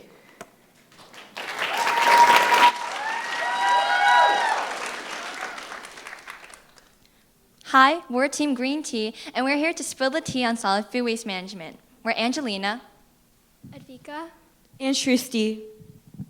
Every year, the U.S. wastes 130 billion pounds of food, for which $160 billion are spent. Globally, food waste produces greenhouse gases equivalent to all global road transport emissions and uses 30% of the world's agricultural land. Without a solid food waste management program, Montgomery County's 147,000 tons of food waste only add to the ever-growing problem. We visited the Prince George's County Organics Composting Facility, Montgomery County Department of Solid Waste, and surveyed local residents, including farmers, to gain input for our project. With these experiences, we created Project Green Tea, a recipe with 4 ingredients: reuse, reduce, recycle, and recover. To reduce food waste beforehand, we educated students at Clarksburg Elementary School about the consequences of purchasing and wasting too much food, using posters, videos, and educational visits. For reuse, we set up a food drive at Little Bennett Elementary School, and we collected 139 pounds of food for community members who needed it. For recycle, we took education into action with a solid food waste management program at Clarksburg Elementary School. Students disposed their leftover lunches in our green food waste collection bins, which were hauled weekly to a composting facility. In just under 3.5 months, we were able to divert over 3,500 pounds of food waste from going into landfills and incinerators. Based on the data collected at Clarksburg Elementary School, if all Montgomery County public schools participate in our program, we can save over 1,854,000 pounds of food waste annually. This is equivalent of taking 120 cars off the road, saving 1 million kilograms of CO2 emissions, or the use of 14,000 gas tanks, as calculated by the website Watch My Waste. The cost of this program is $27 per weekly pickup, but the collection amount varies from week to week, resulting in pickups that are not necessary. So to solve this problem, we created Sencha, the system to evaluate nosh collected for hauling, which is attached to the bin's lid. Sencha was made to reduce the cost of the program along with the number of pickups that the hauler has to do. Sencha consists of an Arduino microcontroller with a built-in Wi-Fi module, along with an ultrasonic sensor which measures the distance between the trash bag and itself every 15 minutes to connect to Wi-Fi. It then sends the current and previous readings to the WIA cloud service as an event. WIA then emails and mobily alerts the hauler if two conditions are met. If A, the current distance is less than or equal to 24 inches, and if B, the difference between the two readings is at least 4 inches. Sencha was tested at home with high accuracy rates. To better understand the process of recycling food into compost, we conducted backyard composting using food waste from local businesses and our homes. We also conducted an experiment to test the effects of compost on cucumber seeds. The faster and taller seedlings germinated in the group with compost, proving that it is an effective fertilizer that significantly benefits plants. Finally, for Recover, a Hood College professor guided our experiment in extracting simple sugars from 4 food waste samples of sugar, fiber, starch, and mixed content. Our hypothesis was correct that the food group with the most sugary content and added enzymes will produce the most sugars, and is thus the greatest contender for biofuel production. Project Green Tea benefits the community by improving local air quality and saving money and land. Plus, it provides a renewable energy source and compost for the local community to use. With these 4 ingredients of reuse, reduce, recycle, and recover, we're working with our local council member, the Board of Education, and schools to bring greener tea to all of Montgomery County. Thank you. All right, let's hear it for green tea. Nicely done, team. Okay, so we're ready for our next team, and they are the 8th grade national finalists from the Northeast region, and they are Renaissance 1 from St. Albans, Vermont. Team Renaissance 1 tried to find out how to decrease the use of phosphorus-filled fertilizer in an attempt to aid the reduction of algae blooms. This product directly benefits their community because Vermont is trying alternative versions of fertilizer to use on their farms due to the large levels of phosphorus in fertilizers that are currently in use. They were led by team advisor Ms. Valerie Lucy, and the students on this team are Ella Howe, Genevieve Leclerc, Heather Lesperance, and Molly Smith. Please welcome Team Renaissance 1.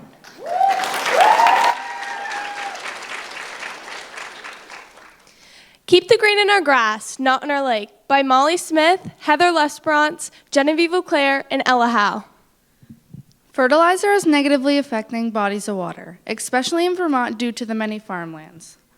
Fertilizer contains nutrients like phosphates that are good for plants and lawns but bad for a lake. Algae blooms overtake Lake Champlain every summer. These blooms can be toxic to human and animals, decrease recreation events and tourism, and lower biodiversity in our lake's ecosystem. The higher the ion concentration, the more algae.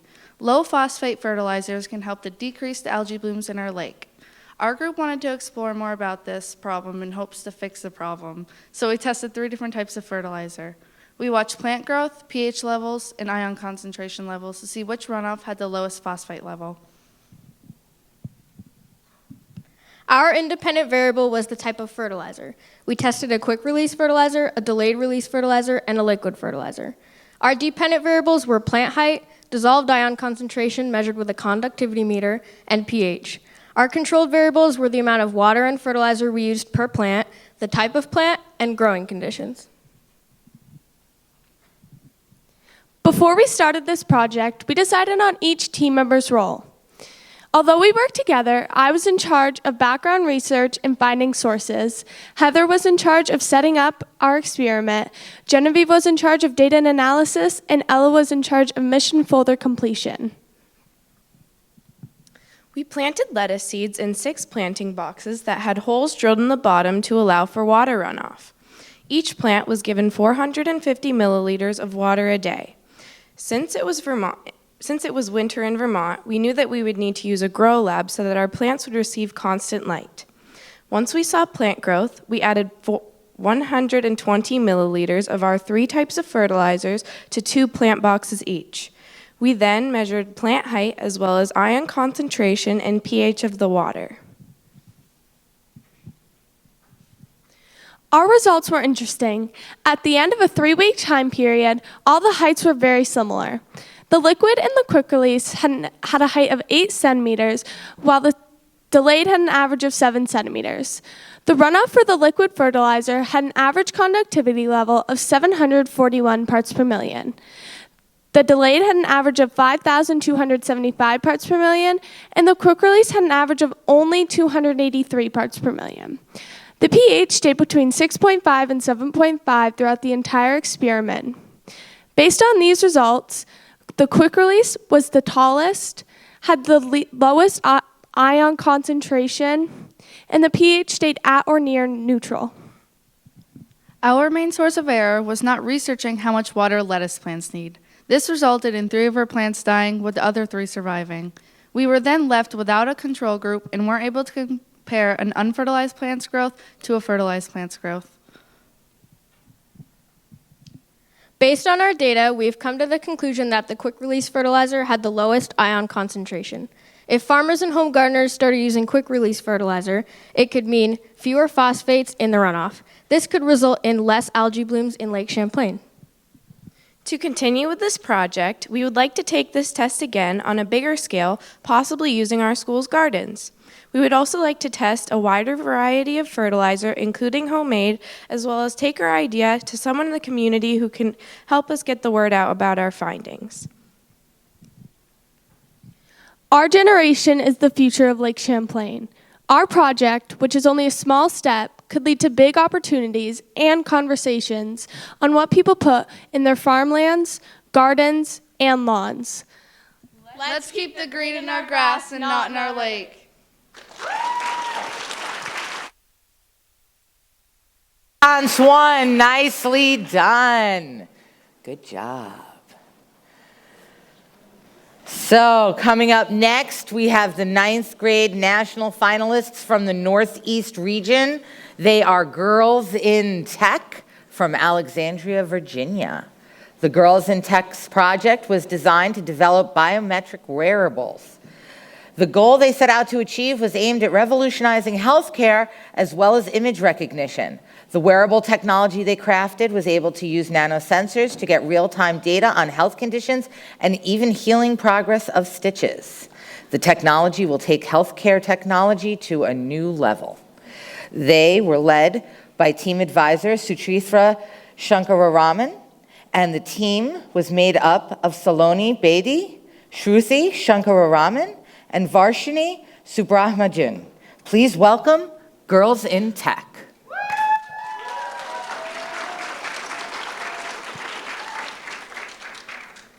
The Ebola virus. This deadly virus killed 11,310 people.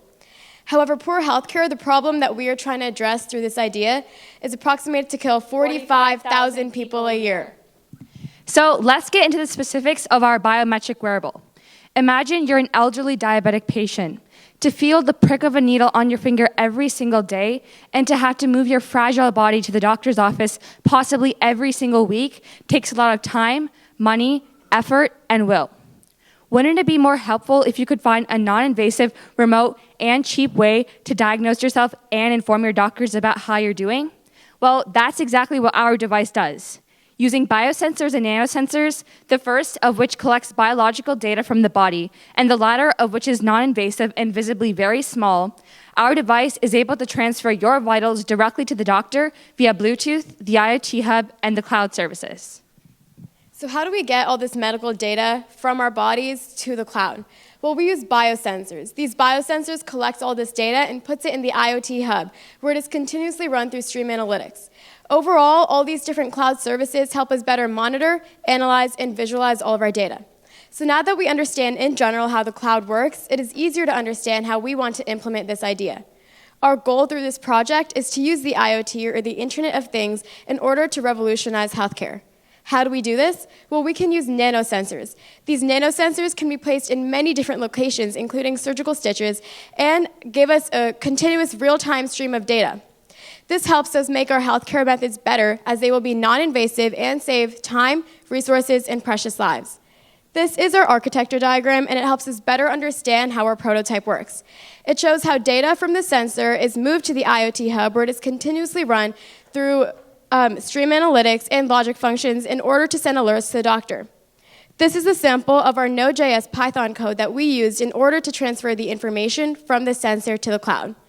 This is a picture of our prototype, and for our prototype in specific, we used a TI sensor that collects data from the atmosphere and sent this data using an Arduino board onto the cloud. Finally, these two pictures here show the IoT hub and healthcare monitoring with action alerts. Another separate part of revolutionizing healthcare is an app that utilizes facial recognition to identify known places and locations. And this app is mostly tailored to elderly people. As shown by this picture right here, the user, or rather the caretaker, will create multiple person groups with multiple people in each person group and multiple pictures for each person so that the software is better able to identify the said person or place. And then, as shown by this architecture diagram, the user or the caretaker will take a picture of the person or place that they wish to identify. Then the Amazon Cloud Service will create a specific URL to store this image into the cloud. Then, using the Microsoft Face API for people and the Microsoft Vision API for places, these two APIs will act as a comparison to compare this newly inputted picture with the pictures already existing in the cloud. And using speech, the app will output which person or place the picture most closely resembles. Shown here is a demonstration of our app. We identified Mother Teresa as a good friend for a long time, and the app was correctly able to identify her as such, using the methods previously outlined. So in all, our face recognition app and our biometric wearables will be able to revolutionize healthcare for the elderly. Technology is a game changer, and one step towards implementing our solution is one step towards a better future. Thank you. All right, let's hear it for the Girls in Tech 2018. Nice job. So next coming up to the stage will be the 6th grade national finalists from the Southeast region. They are the Las GHG Busters. And there you go. And they are from Aguadilla, Puerto Rico. The Las GHG Busters researched greenhouse gases and their main contributors. Their problem statement is, how can we create an effective tool that will inform students in grades 3 through 5 at the Ramey Unit School about their carbon footprint based on their daily choices? This team was led by team advisor Ingrid Rapids Rector, and the team is made up of Daniela Ayea Feliciano, Isabella Linhares, and Karina Rector. And please welcome Team Las GHG Busters.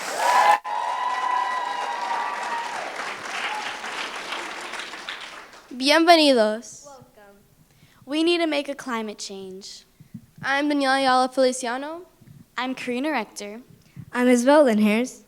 We are a team of 6th graders from Raymond School, Do Dia, located in Aguadilla, Puerto Rico. And we are Las G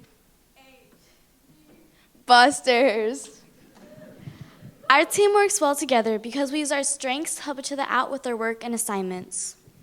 We discovered these strengths by completing Dr. Howard Gardner's multiple intelligence questionnaire. The problem in our community reflects the basic understanding of greenhouse gases, GHG, the main contributors of greenhouse gases, and the impact each person makes based on their daily choices. To help recognize and solve this major problem, our community needs to know where it starts. We chose environment for a mission challenge. We used the engineering design process to design and build an educational prototype. Therefore, our problem statement is, how can we create an effective tool that will inform students in grades 3 to 5 at Raymond School about their carbon footprint based on their daily choices? Based on our problem statement, our hypothesis is, if we create a tool that will educate elementary students about their CO2 reduction, then they may apply learned information and change daily habits to reduce their carbon impact. Las GHG Busters learn many things by researching greenhouse gases, the main contributors to these gases, and the carbon cycle. We also learn technical skills like how to create a website, how to code and embed an interactive questionnaire, and how to use our survey to support our research. Our research included using many websites, articles, books, and experts in the field. Since we were interested in creating an interactive website, we consulted Mr. Kyle Mansfield from NASA Kids Space Place Connect, Mr. Oscar Colon, Mr. Nika Nabal, and Mr. Harold Director from Miami School. We learned the main contributors to greenhouse gases, which are generation of electricity, agriculture, manufacturing, buildings, and transportation. We also learned that human actions are releasing more greenhouse gases into the atmosphere based on our daily choices. The main problem we learned is that students are not aware of the contributing factor to greenhouse gases, which is supported by research and surveys. To solve this problem, we created an educational, interactive website that includes information about greenhouse gases, its contributors, and how you can contribute to it based on your daily choices. Before we created our website, we distributed surveys to grades 3rd through 5th to gather baseline data. We collect the surveys and analyze them to understand how much they knew about greenhouse gases. The lowest percentage was 4th grade with a 2% understanding. Since they had the lowest percentage, they had the least amount of understanding of greenhouse gases and their contributors. We used the Weebly platform to create our website. In addition to this, we used Twine to create an interactive questionnaire that we attached to our website. To create a rough draft for this, we worked with another Miami School student, Jamie Santiago, to code it using Replit. To test a prototype, we need to verify if students learn more about greenhouse gases through our website. We chose to retest the 4th grade class since they had the lowest pretest score after we viewed the website. 6 students were then randomly selected to view the website and retake the post-test. The results included a 90% growth after exposure to a prototype. Our interactive website benefits the community by providing a strong awareness of greenhouse gases. A better understanding of greenhouse gases will help students make informed decisions about their daily choices to improve their community and environment. In conclusion, the results support that the 4th graders learn more information after viewing our website than before viewing our prototype. We predict that additional students will have this growth. To solve this problem, we need to know where it starts. Let's make a climate change. Visit us at www.lostghgbusters.com. Thank you.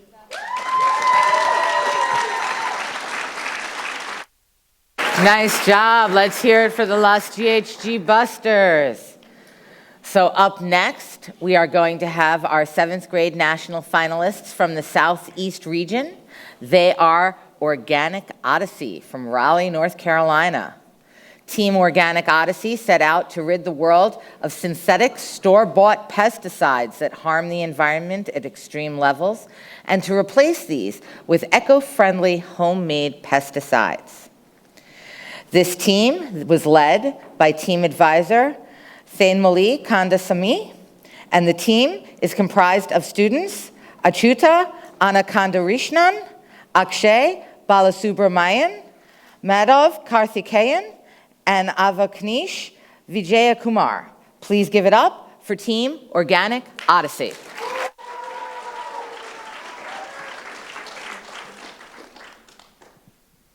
Hi, my name is Achyuta. Hey, my name is Akshay. My name is Avanish. And my name is Madhav. And we are the Organic Odyssey. Did you know that 200,000 people die every single year because of the use of chemical insecticides? Well, our goal for this project were to reduce the impact of chemicals and synthetic insecticides on the environment and to design an environmentally friendly and effective organic equivalent. Based on these goals, we created our hypothesis, which was, can we create a homemade organic insecticide with no environmental downsides and matches the efficiency of a synthetic insecticide? If the world switches to our homemade organic insecticide, the plant's yield and growth will be improved significantly, and the environmental damage from synthetic insecticides will be decreased dramatically. Our background research was, we found common insects affecting common plants in our community, and we found organic substances that can kill those insects. We used those in our combinations. Our experimental setup was, we chose tomato, squash, and eggplant. Our experiment was 10 weeks, and our extension was 3. Based on our background research, we created 4 organic combinations. Each consisted of an insecticide to kill the insect and a repellent to repel the insect. Formulation 1 was neem oil. Formation 2 was cayenne pepper, formation 3 was essential oils, and formation 4 was diatomaceous earths.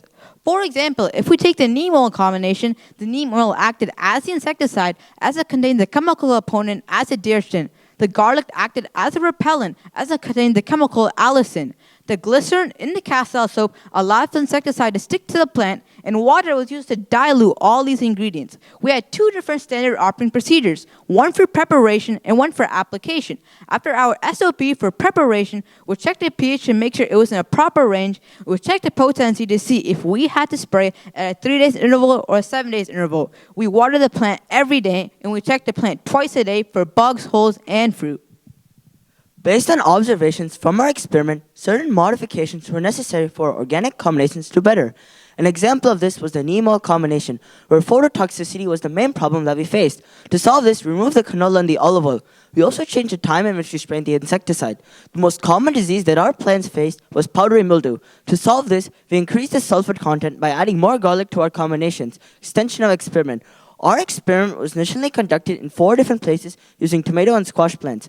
The extension experiment was done with the existing tomato plant, and a new group of vegetable plant, the eggplant, was added. The extension experiment was conducted in the same place and had one synthetic and control group to compare to. Data was logged in data tables which had date and time, temperature, humidity, number of holes, number of bugs, growth, number of flowers, and etc. Statistical analysis. Our statistical analysis was based on 3 factors: number of holes, number of bugs, and growth and yield. We met with 2 different experts from the NC Agriculture Department, Dr. Matthew Burton and Dr. George Kennedy. They helped us figure out how our extension of our experiment would further prove our hypothesis accurate. In conclusion, our hypothesis was proven accurate as all of our organic insecticides proved better than the synthetic and control groups in many ways. But there was not one best organic insecticide, since all of the organic insecticides proved lethal against a specific group of bugs. For example, the diatomaceous earth combination was harmful against crawling creatures, and the essential oil combination was harmful against flying creatures. But that wasn't it. The cost of the organic insecticide was about 50% less than the cost of a synthetic insecticide and was twice as effective. We wanted to educate the community on our research so everyone can contribute to saving the environment. It will not be a one-team mission. We presented to our community and also conducted an educational booth in the NC Farmers Market to about 100 people and also gave away free samples of our organic pesticides. We also had the opportunity to meet both organic and synthetic farmers and to make a questionnaire and interview them and find out what they thought about our project. Now we are working to have our product commercially available for farmers, and we want it to be available for farmers soon. We are working on this right now. Whenever we meet as a team, we are always flexible with each other and never give up on each other.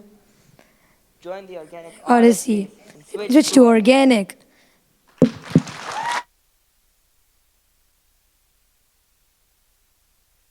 All right, let's hear it again for Organic Odyssey. And let's give a hand to all of our teams that presented during this section. So, before we move on, we talked a little bit during the last break about all of the amazing things that our students did this week. But those amazing things were, I think, made even better by the fact that you guys had an amazing team of mentors and NCOs who were with you all week. Let's hear it for our mentors and our NCOs.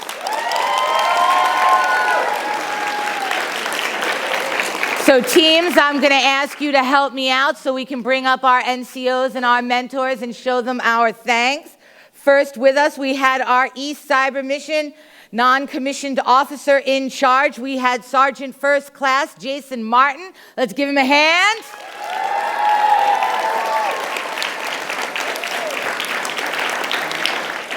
And we had our eCYBERMISSION non-commissioned officer, Sergeant Julia Sanders. Let's give her a hand. Come on, give her a hooah.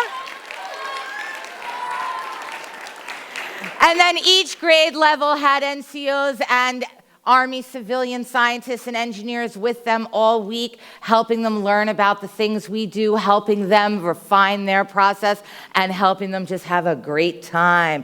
So first, I want to hear it for our 6th grade NCOs and mentors. We have Sergeant First Class Jai Stewart and Dr. Julie Klein. Let's hear it for them.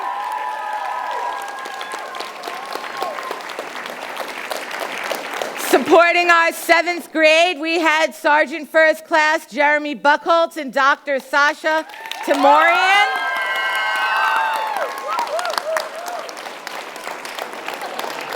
Supporting our 8th grade, we had Sergeant First Class Tonio Pierce and Ms. Ashley Loquetto.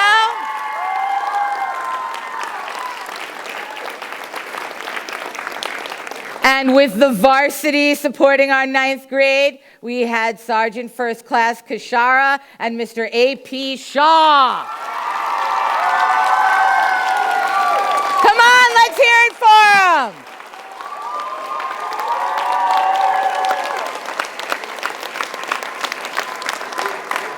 We're always so excited to have our NCOs and our engineer and scientist mentors with us every year. Some of them, we're fortunate, come back every year. Some of them are new, but they make this experience really something special for the students by bridging that gap between what we're doing technology in the classroom and what that technology means with the engineers and then the soldiers in the field. So this experience of being able to work with them all week is really something that I hope you're all holding on to. And if you remember what Mr. John Willison told you during one of our STEM Army open session days, you should be asking an obnoxious amount of questions. Remember when he told you that? So you've got about a day and a half left to ask those people up there an obnoxious number of questions. They are here to answer all of them for you. So let's give them one final round of applause.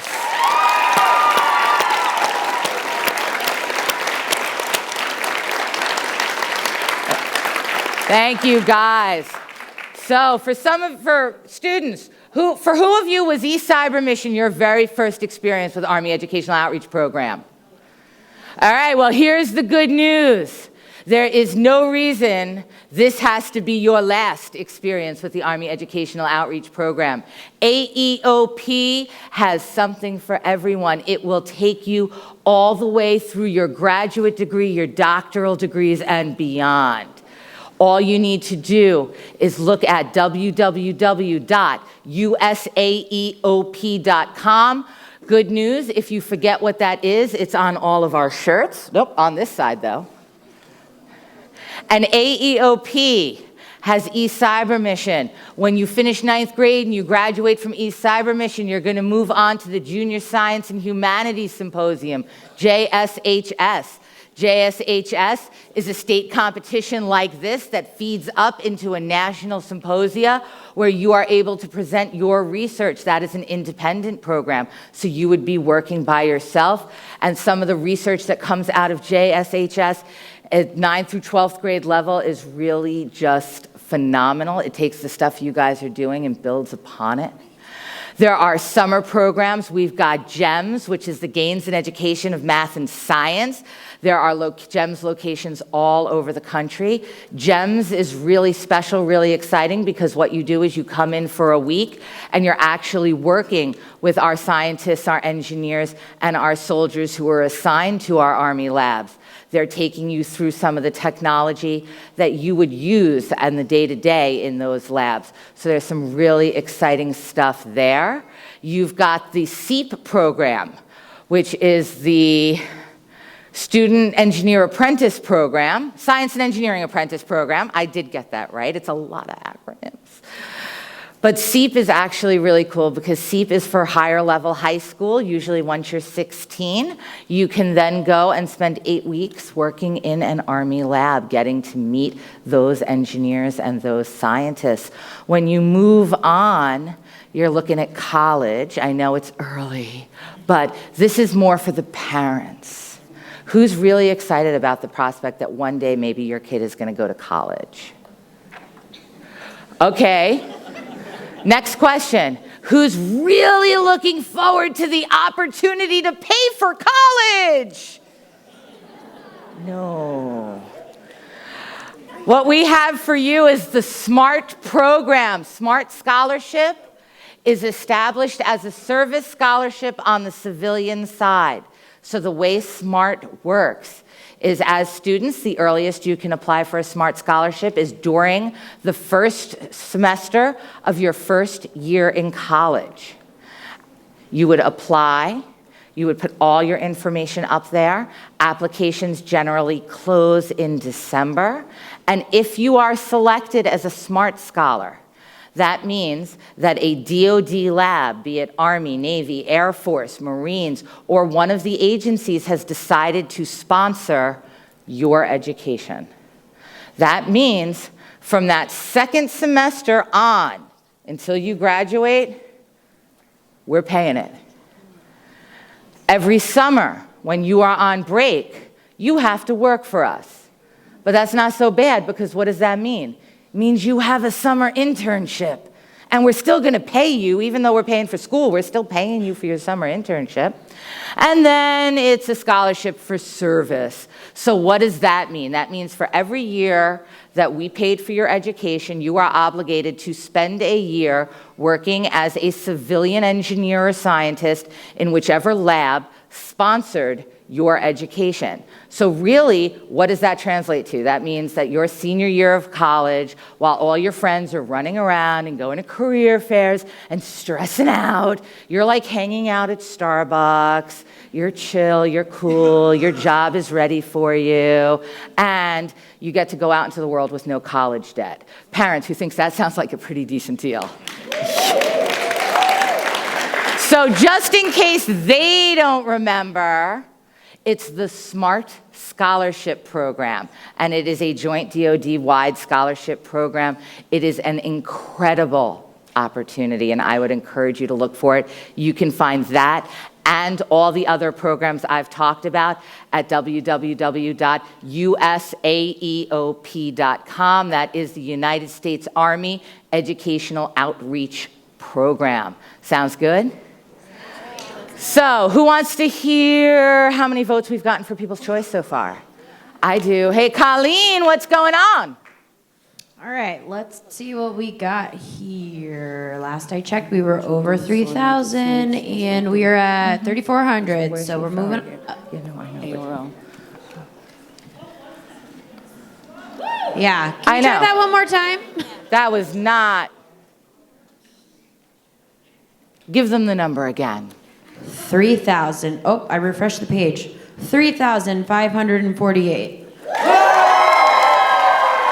right, that's a little better. I was getting worried they all fell asleep, that I bored them and they fell asleep talking about college tuition.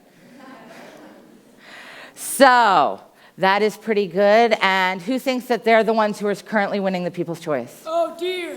Oh, dear. All right, well, he yelled it out. Come on, who thinks they're getting an iPad? And here we go right here. What is that hashtag?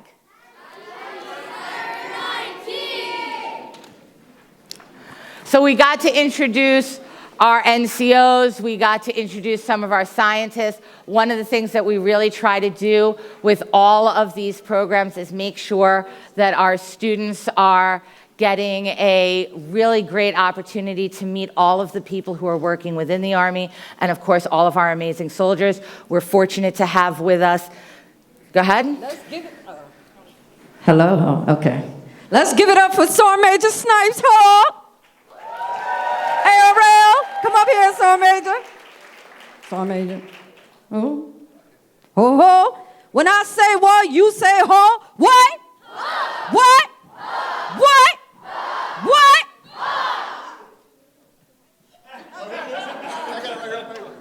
No, I got a speech prepared for tomorrow, and I heard that y'all were practicing one of our favorite words. What is it? Good deal. I just want to say thank you very much for having me here to present tomorrow.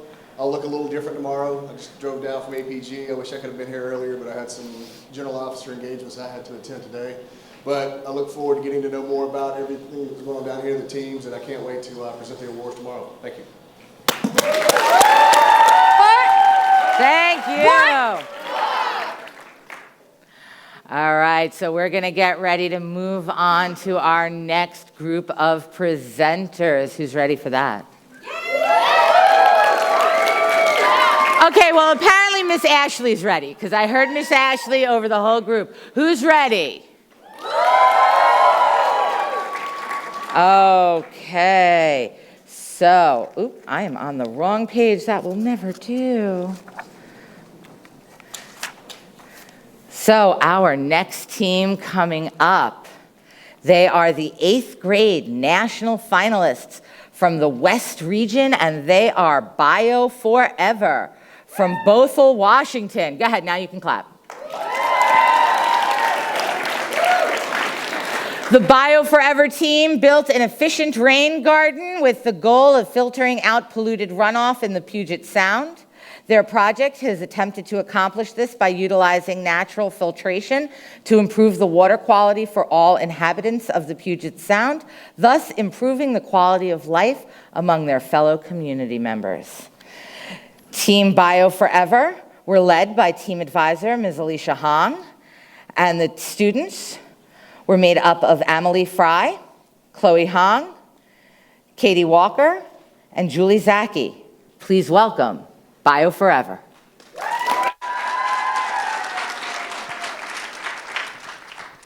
Hi, my name is Amelie Fry, and I'm the project manager. With nearly 63 inches of precipitation last year, Washington rain brings bountiful vegetation, but with it, large amounts of stormwater. The hypothesis for our project was that if we create a natural and effective rain garden, then the polluted water that is run through it will become clearer, more neutralized, and decrease in total impurity count. The issue in our community that we wanted to target is the fact that polluted runoff is constantly flowing from people's yards, collecting chemicals and other pollutants along the way, and ending up in large bodies of water such as the Puget Sound. The reason this is such a relevant issue is that the Puget Sound is a major ecosystem home to thousands of diverse species. The people of Washington also depend greatly upon the Sound for food, recreation, and its contribution to the economy.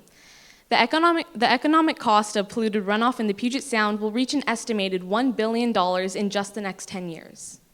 Hi, my name is Chloe Hong, and I was the chief engineer for this project. So we started by conducting thorough research on different measurements and many water filtration systems with their components. We then went to Brightwater Sewage Facility and interviewed a scientist there, which we then decided to build a rain garden. We visited 2 gardens and observed that both consisted of rocks, plants, and soil. Using those 3 variables, we created 3 rain gardens out of lava rocks, sandy soil, and dirt with local vegetation. We chose these materials due to easy accessibility, effectiveness in filtration, and a nursery recommendation. We also added moss to trap large debris. For our experiment, we used 6 water sources with tap water as our control and measured them against pH, impurity count, and turbidity, which is the measurement of water clarity. Using more sources would have yielded higher experimental fidelity, but these were the limit due to time and resource constraints. We also took the safety precaution of wearing gloves when handling the water, as we had learned of the harmful bacteria and pollutants within it. For our final rain garden design, we based it off the initial test results, which included moss, plants, soil, and rocks. My name is Julie Zaki, and I'm the chief editor. Our first step of the testing process was to build 3 different rain gardens. We rinsed each rain garden before each trial so the water wouldn't be contaminated. We started to pour from cleanest to dirtiest and took measurements on pH, turbidity, and impurity count. We then took our results and made a final rain garden, which we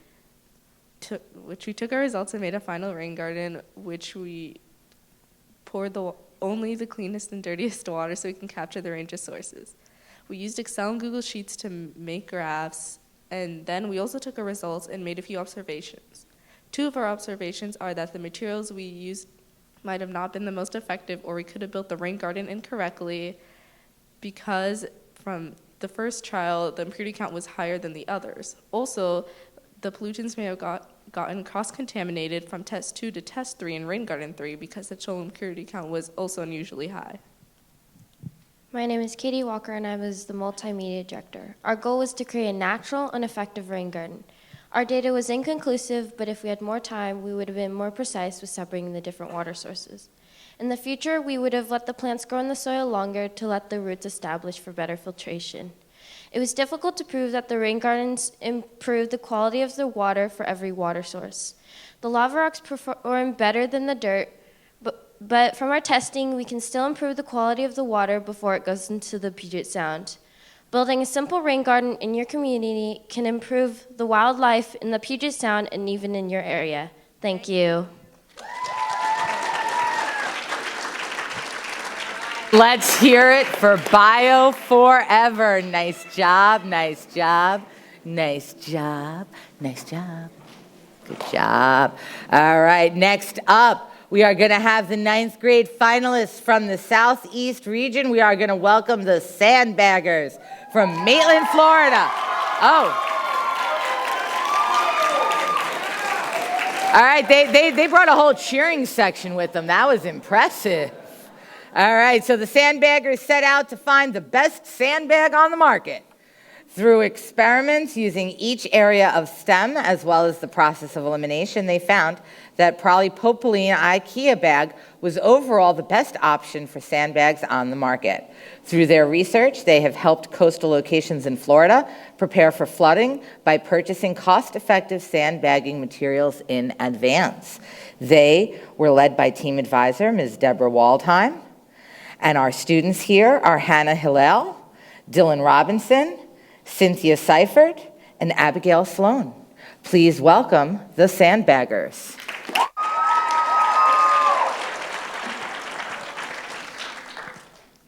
Florida is subject to many hurricanes and floods. In 2017, up to $50 billion was spent on Hurricane Irma's damage, and millions of sandbags were used throughout our state. Not only do hurricanes damage our state, but floods do as well, causing extreme damage to homes and buildings. Our group wanted to make it easier for not just Floridians, but everyone around the nation in finding the most effective sandbag to protect their homes and properties. So, what is the best sandbag? Our team's research and testing became an obvious benefit to the community. If we were to find which sandbag material is best out there for preserving homes and properties commonly found in Florida, then those in hopes of saving their property would directly benefit from the knowledge that there is a material out there right for their needs. After much research, we designed an experiment to test 4 different materials for their effectiveness as sandbags. 3 of them have commonly been used for sandbags, and a 4th was IKEA's Fractabag. First, the nylon bag is made of double-stitch seams and coated with urethane for water resistance. Second, the Durabag is made of a polyethylene mesh with UV protection. Third, for a control, we tested the burlap sandbag. And our 4th was IKEA's Fractabag, made of polypropylene, a non-polar thermoplastic polymer. All 4 of us tested a unique variable which evaluated the strength and effectiveness of each fabric. I handled our biodegradability test where I placed 4 materials into hot water for 2 hours, then buried them in the soil. In the data of my experiment, I found that the polypropylene came out the least damaged, followed by the Durabag, the nylon, and the burlap. For my sun test, I placed all 4 bags out in the sun for 5 days and found that the Durabag was actually the most UV resistant with almost no change. Then polypropylene came in second with only slight sun bleaching. The nylon came in third with slight sun bleaching and a little bit of grittiness, and the burlap came in fourth as it was very sun bleached and very gritty to the touch. For the friction test, the sandbags were filled with sand and then divided into 3 sections according to varied grit sizes. They were swiped 100 times with the same amount of pressure. The sandpaper was used to emulate hurricane conditions, such as wreckage from buildings or flying branches. The results of the experiment was that the polypropylene was the most damage resistant, the burlap sandbag was the most damaged, followed by the nylon sandbag due to its very thin material. The Durabag was woven with large holes so the sandpaper can grip onto it easily and tear it open. Therefore, the polypropylene turned out to be the best option. For my test, I played each of the bags horizontally in the center of a plastic tub with one side filled with water. While the polypropylene bag from IKEA prevented both water and sand from going through it, the Durabag and the burlap bag did not, and the nylon bag only allowed water through. By recording how long it took for leaking to occur and where exactly the water and sand flowed through, I concluded that the polypropylene bag from IKEA was best at keeping water out and sand in. Our hypothesis of the Durabag being the ideal bag material was unsupported by our data, which proved that the polypropylene was the best option. For future potential experiments, we could test water-activated flood dams, such as Aquadam or QuickDam, which are made from a very absorbent polymer. After our experiments, we talked to both our county's Emergency Preparedness Center and found that Seminole County distributes Durabags in times of disasters, while Orange County distributes Durabags as well as polypropylene. We were informed by Orange County that they distribute 2 different types of polypropylene in the event of a disaster. The heavyweight polypropylene, similar to IKEA's, is better for active storms due to its tightly woven exterior. The lightweight polypropylene is better for flooding after storms, letting water in to harden the sand and improves its functionality. Polypropylene is an environmentally friendly material ideal for sandbag usage since it requires fewer natural resources to manufacture and it generates fewer waste products in disposal and production. In conclusion, the research our team conducted could turn the tides in favor of the citizens of our community in the event of a natural disaster. Thank you.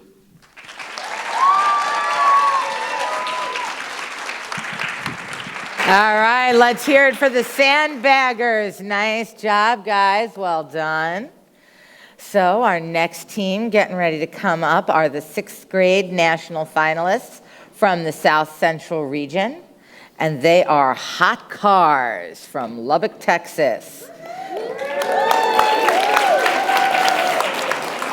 Team Hot Cars used a two-prong approach to eliminating hot car deaths, raising awareness via education, and designing an affordable device designed to remind caregivers the child is still in the vehicle. They were led by team advisor, Ms. Laura Wilbanks, and they are represented this week with Ms. Allison Tyndall. And their team consists of Ethan Jayadi, Josiah Morales, and Alexa Tyndall. Please give it up for Team Hot Cars.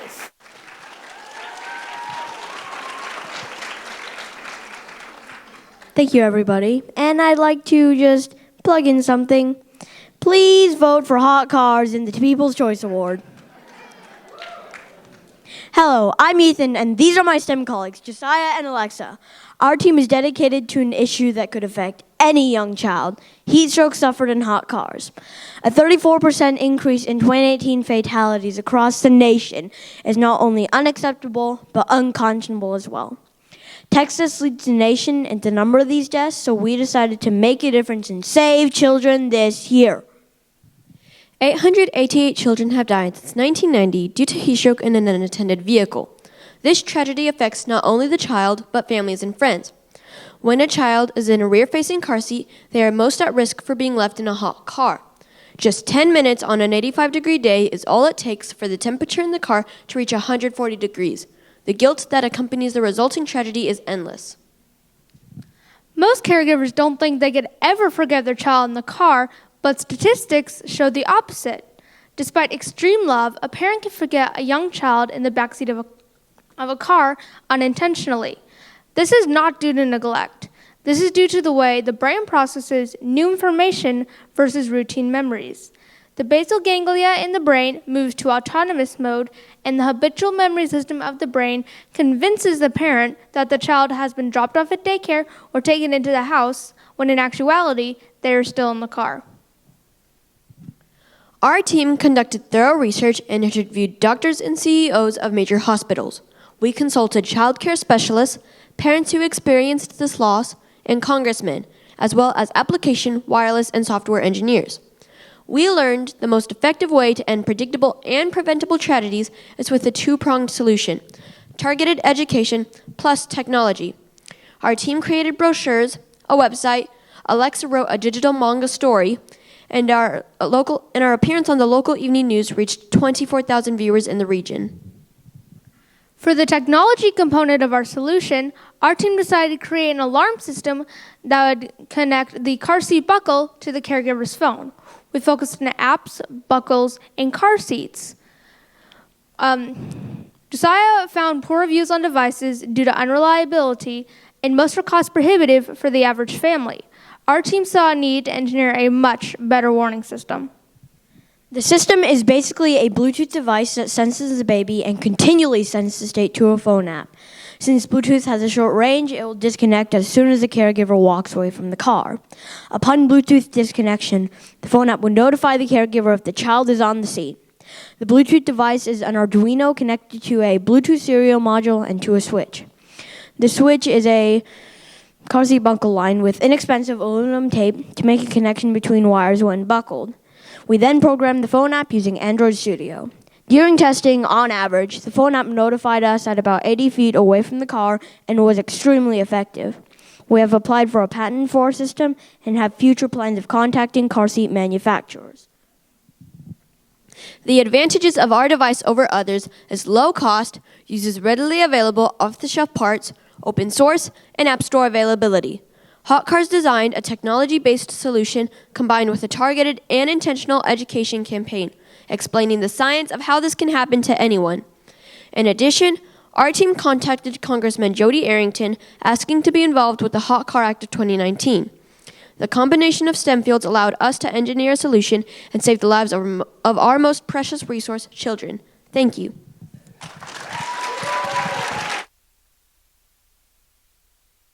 All right, let's hear it for Team Hot Cars. Nicely done. So next up to the stage are going to be the 7th grade national finalists from the West region. We are going to welcome Team Think Blue from Draper, Utah. Desalination is the process of converting salt water to fresh water using the evaporation condensation method. By using this information and research of other studies, Team Think Blue created an improvised desalination device. The team created a portable, effective contraption by using accessible materials. The team was led by team advisor, Mr. Jeffrey Myers, and the team was made up of students Georgia Barrett, Sophie Herschel, and Saskia Willie. Please welcome Team Think Blue.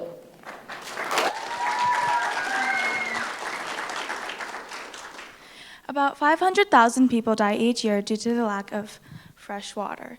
To combat this, we built a portable desalination device, and desalination is the process of converting salt water to fresh water using the natural process of evaporation and condensation.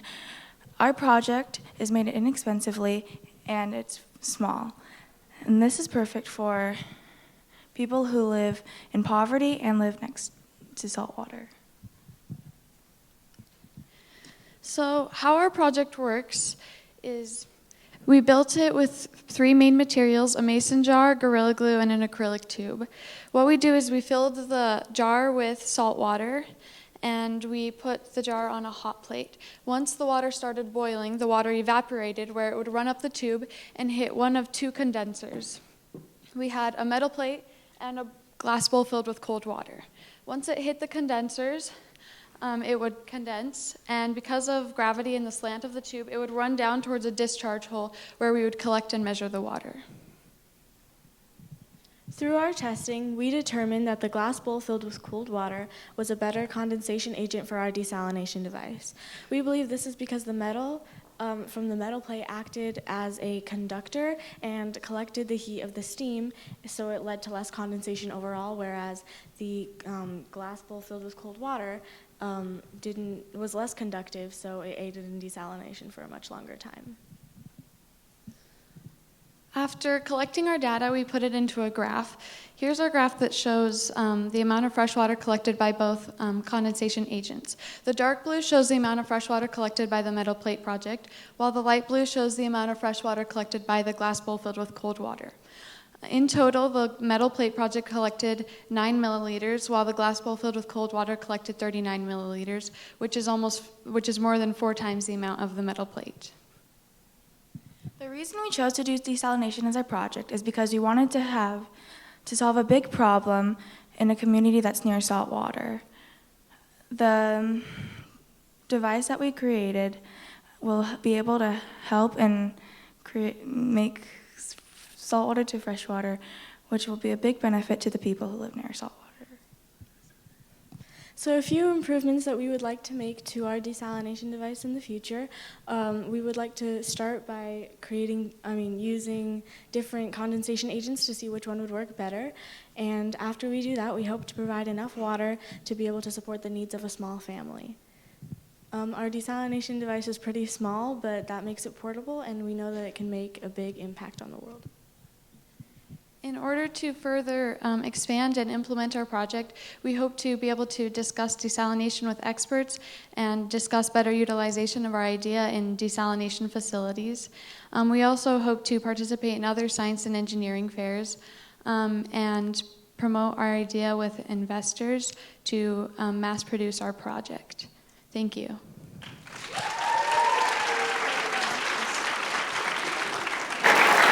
All right, great job, Think Blue.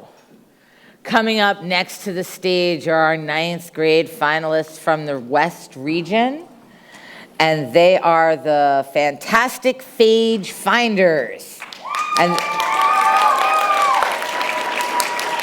And they are from West Jordan, Utah. The fantastic Phage Finders team decided to learn more about water contaminants on both a local and national scale. They worked to find a method of combating some of the more common contaminants, namely E. coli and cyanobacteria. They were led by team advisor, Ms. Laura Gibbons, and the students on this team are Ms. Rachel Amadei, Abigail Atkinson, Gavin Gross, and Kate Watson. Please welcome the fantastic Phage Finders.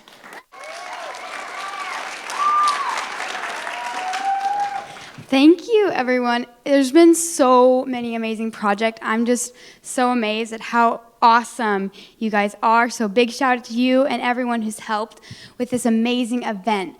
I just have one question for you. And when you see this model here that Gavin's holding, aptly named Jim Bob, what comes to mind? For me, when I first saw this, I thought maybe like an alien or a robot, maybe even like a lunar lander. Something around that lines. I feel like a lot of Disney villains look like this, kind of. But what would you say if I told you that this model represents something that if we didn't have it, life as we know it would be completely different? Yeah, you heard that right. So what is this? This here represents a phage, and a phage is a tiny microscopic virus that replicates its DNA inside a host, and through this replication, kills its host. Fun phage fact. You cannot name your phage Nicholas Phage because there's already too many. If you do that, that would just be a waste of time. Also, we will be throwing out phage into the crowd, and if you don't get one, come to us afterwards, and we have plenty to give away, and we hopefully you can get some. All right, so let's get this party started. I'm Abby, and I, as part of the fantastic Phage Finders, helped with our community outreach and creating our website. As a team, we were on a mission to help our freshwater systems. We discovered early on that our state's largest body of freshwater, Utah Lake, was having problems with both cyanobacteria and E. coli. We realized that by sampling water from several sources that it wasn't just Utah Lake that was having these problems, but many freshwater bodies across the state. The problem is that these bacteria affect not just the health of the water, but the health of the people using the water. As a team, we are driven to find a solution to this problem. Through education and research in a lab, our hope is to share our findings as well as continue to look for solutions. We created a website where everyone will have access not only to what we discovered, but to where they can find new ways to make an impact. Hi, I'm Kate, and I helped our team keep all of our research organized. Research was definitely one of the most important parts of this project. I'm sure everyone who's a team here knows that, though, because you can't have a project without research. Through research, we were able to learn about various E. coli outbreaks, a very prominent problem in our state, and cyanobacteria responsible for the algal blooms that are causing problems in not only our state, but also our nation. Recent events, including the November 2018 E. coli outbreak on romaine lettuce, yeah, we couldn't have any lettuce for Thanksgiving, compelled us to find a solution to the many problems caused by E. coli. During our project, we decided to focus on both E. coli and cyanobacteria. This was quite hard because we had much more to research and do. But we also had many benefits from this because we had much more to learn and gain from this amazing opportunity. Hi, I'm Rachel, and I help the team by taking notes and keeping our lab procedures organized. In the lab, work was super important for us because in the lab we were able to take our samples, learn from a scientist, view our phages through an electron microscope. We learned a lot through our failures, especially with cyanobacteria and shifting our focus to E. coli. When we changed our focus because E. coli grows faster, we did this without changing the hypothesis that bacteriophages could be found in the same bodies of water as the bacteria which they can infect. Fun phage fact. Whoa, that was a good throw. Impressive, Gavin. Did you know that phages are the most abundant biological entity on the planet? Yeah, this has the most of like anything out there, and I don't know if you've heard of it, but when I started this project, I hadn't. So. Hi, I'm Gavin, and as you can see, I'm the partial take care of Jim Bob here. We love him very much. He's a unique individual. So my part on the team was running into the lab when others could not. We decided to change our focus from finding cyanobacteria to finding E. coli phages because E. coli just grows really much faster than cyanobacteria. Trust me, you can watch it for 4 months, no change. We did that. It's not fun. So we started out by mixing our earth samples with E. coli, and then we plated them on agar plates. This allowed us to see if we had a phage. How we knew if we had a phage is a white clear spot developed on the plate. Then we took the plate and we centrifuged it, basically separating everything from the phage. We took the phage then, and we put it in with more E. coli. What this allowed the phage to do is to eat stuff and reproduce with the E. coli. Once we had enough, we viewed it through an electron microscope because a normal light microscope you can't see them with. Don't try. Out of this process, we were able to get 3 phages and 2 morphologies. Morphologies are similar, having 2 antibiotics against 1 bacteria. Fun phage fact. Wow. Did you know that phage are incredibly tiny? As we were saying, you have to view them through an electron microscope because a light microscope is not powerful enough to see them. If you take our model, a few inches tall, if you would say this was the actual size of a phage, the average human would be, wait for this, the radius of the Earth. That just gives you an idea of how incredibly tiny these things are.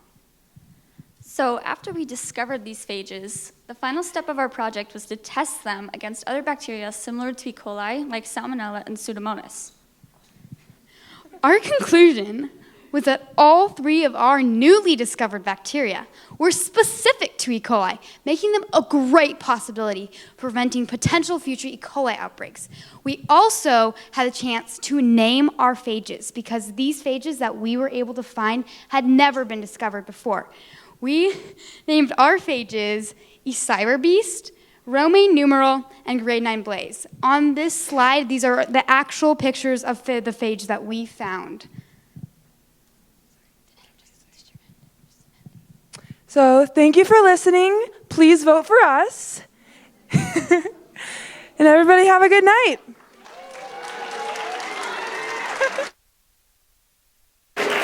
Wait, where's my phage? I didn't get a phage? I'm so sad I didn't get a phage. Come to us after, right? I'll come after. Giving like tons away. Okay. I apparently now have a phage source. Bye, Jim Bob. Okay. So we've got one more team to hear from. This is pretty exciting. Who's excited for our final team?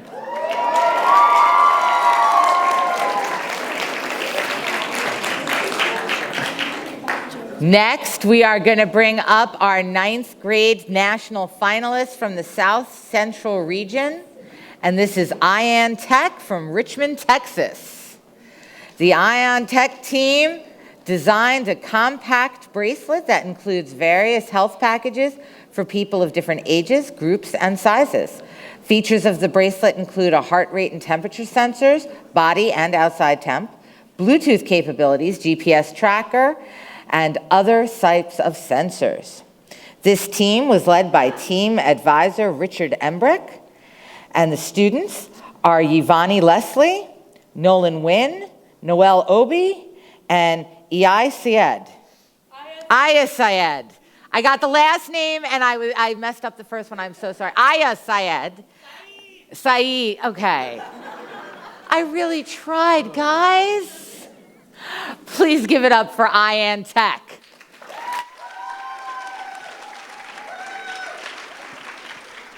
So first, I would like to apologize for 2 things. For having them make you sit here for 3 hours. Because my butt is still tender from that seat, I'm not going to lie. And I would also like to apologize for making them wait for the best presentation and putting it last. But It's fine, you know, you'll get your piece today. It's gonna be great. We're gonna have a good time. But so hello, we are the Team INTIC team representing the South Central region, and my name is Noel Obi. Nolan Wynn. Aya Saeed. Ivani Leslie. And we all came here together today to discuss a problem that has all affected us personally. A personal connection for me was my 9-year-old cousin who had died due to a misdiagnosis. A mentor who inspired me when I was young almost got diagnosed with SIDS at an early age, but luckily there was somebody there who knew how to handle the situation. One of my friend's family members with dementia died of heat stroke when he wandered off. This affects us personally, but it also affects our community. For example, a teenager that went to our school was shot, killed, and bled out at a bayou, and a first grader was dropped off at the wrong bus stop and was severely injured. So our team and I decided to conduct research, and we discovered a growth in the Fort Bend population. About 100,000 people have moved into the Fort Bend area in the past 6 to 9 years, and a quote from Jim Granado states that the Fort Bend population will be as big as the Chicago population one day. We proved this information by showing you a map with all the elderly homes, child care centers, and hospitals labeled in comparison to the 1990 Fort Bend County map with a sparse amount of medical care available. Now, we believe that with this growth in population, that the risk for SIDS, dementia, and other diseases will be at a higher risk. With that being said, my team and I came together and we brainstormed many ideas, and we came up with a wearable medical life-saving device. We drew inspiration from the Apple Watch, but the Apple Watch was too pricey, and we wanted something that was more affordable to the masses. With this being said, we created a product and we devised a components list, which led us to the price of $63.40 to make, and we're selling it at a retail price of $105. After we decided on the needed functions of the bracelet, we designed it to be paired up with an app, but it's also just as usable without one too. This is how we created the Soteria bracelet, a medical bracelet. One of the main features of the Soteria bracelet is the power capabilities, but it's also one of the biggest problems that we encountered due to the fact that it needs to be working 24/7. For this to happen, we have an embedded battery inside the bracelet, 2 charger batteries that's charged by a charger basin via solar energy or wire. Once you need to charge the bracelet, you take one of these charger batteries out, plug into the bracelet, and the bracelet will charge while still maintaining full functionalities. To model some functions of our bracelet, we use Little Bits technology.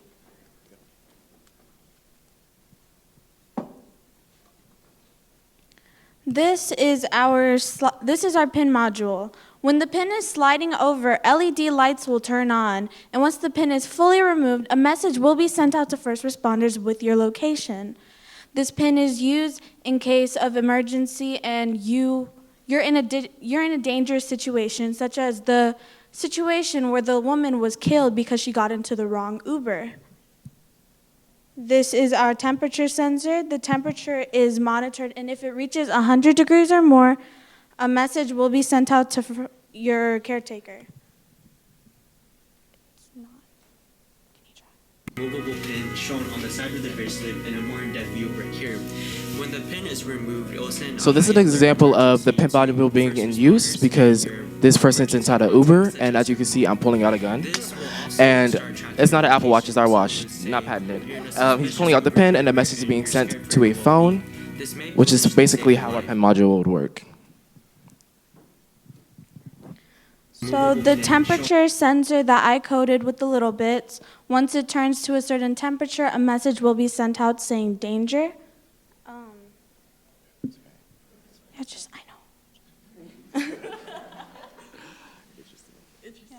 Okay. As you can see, danger is sent out on this LED light, and this is pretty much a representation of what would show up on the phone.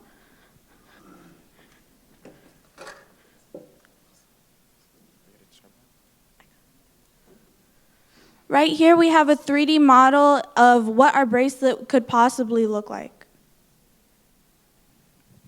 Okay, and like Nolan said before, we drew our inspiration from the Apple Watch successfulness across the smartwatch market, and we discovered that 75% of you guys will buy a product due to its appeal to the eye. Another factor that we took into consideration was the band size, and since we needed to make the band size fit everybody, we made 3 adjustable band sizes. This bracelet is not supposed to be taken off easily, so nobody can steal it, so we had to make sure that this bracelet was fully waterproof, so we had to put a full coat of elastomer over it, which is it's not exactly inexpensive, but it's not exactly a cheap product that you put over a bracelet if you want it to be held on for a long time. through all the struggles we went through.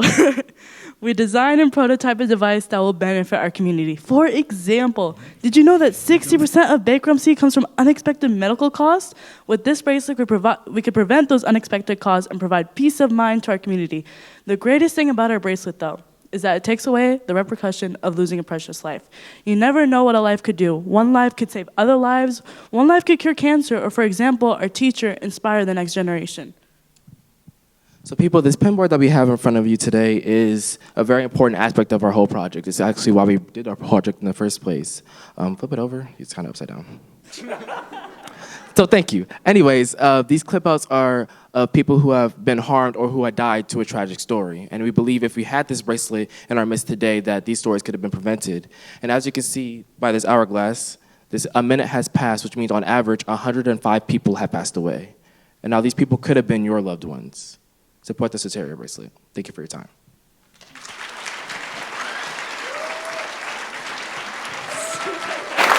All right, let's give it up for I Am Tech.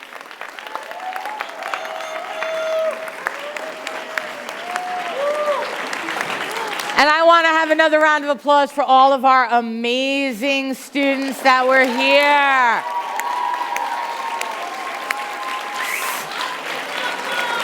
Some incredible projects we got to see. And how many votes have we got on our People's Choice? 4,160. 4,160. So, who wants to know who won? Too bad.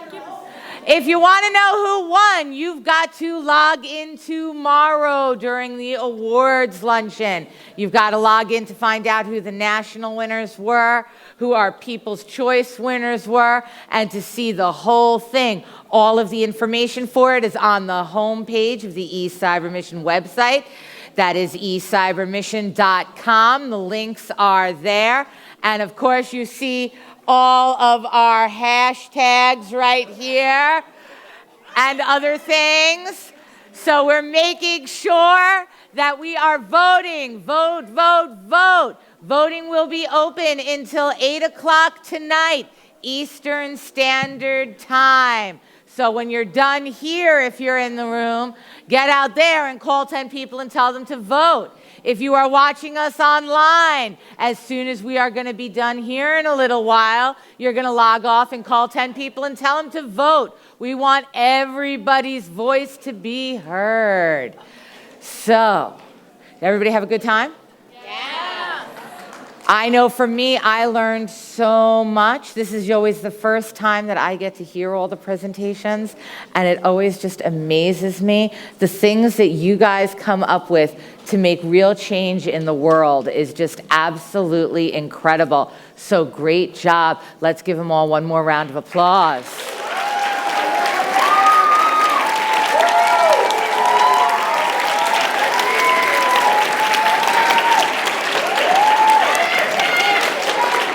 So Colleen, do we have any final questions? I'm withholding questions until I get more votes. Oh. That's how I feel. All right. All right. All right. I don't know. Hit refresh. Did that work? Did we get more votes? Stand by. Nope. Oh. All right. Come on, guys. Vote.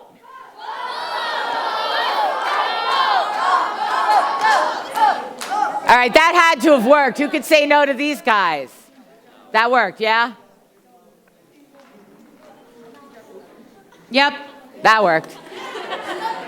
All right, so what are our questions? All right, this one is for Think Blue. Have you been able to use your device in any communities with little access to fresh water? And what was the overall response from the members of the community? So we haven't used our device yet with anyone that has little access to fresh water, but we are hoping to in the near future. All right, great answer, great job. All right, what else we have, Colleen? We've got someone on YouTube asking a question for green tea. And it's some of the largest food waste comes from grocery stores that are unable to store excess produce, so it goes in the trash. How could you work with these stores to participate with your processes? Some stores already have a zero waste program, which is kind of similar to us. So they wouldn't necessarily need our program. But if they don't have the zero waste program that they're already using, we would want to implement our project in their store.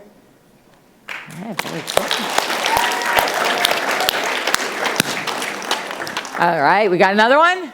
Yep, this is actually 2 questions for Team Have a Say. First part is, will the poor communities be able to afford your water filter? And the second part is, are you guys planning on filing a patent for your project? So yes, after we get our IRB approval form, we plan to file for a patent, but due to the uniquity of this idea. But however, we will license our patent to other communities who want to use our filter to help the people who don't have the clean water. Our product will also be affordable to poor communities because our product we expect it to go down from $4 to $1. All right, nice job. All right. And I appreciate you guys listening to me because we just got another 100 votes. So. Woohoo! Well done.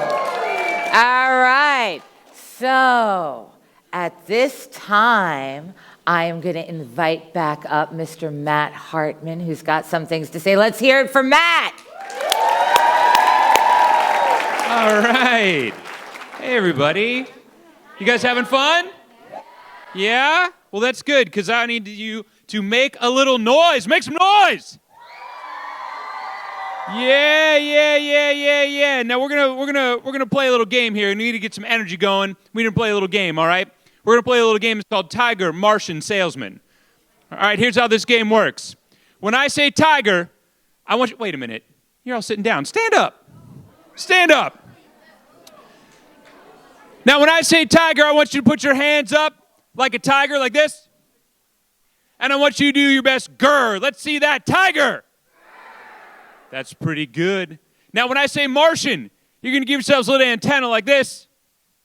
And you're going to go, beady, beady, beady, beady. Let's see that Martian. Oh, that's fantastic. And when I say salesman, you're going to put your hand out like you're going to shake hands. And in your best salesman voice, say, hi there.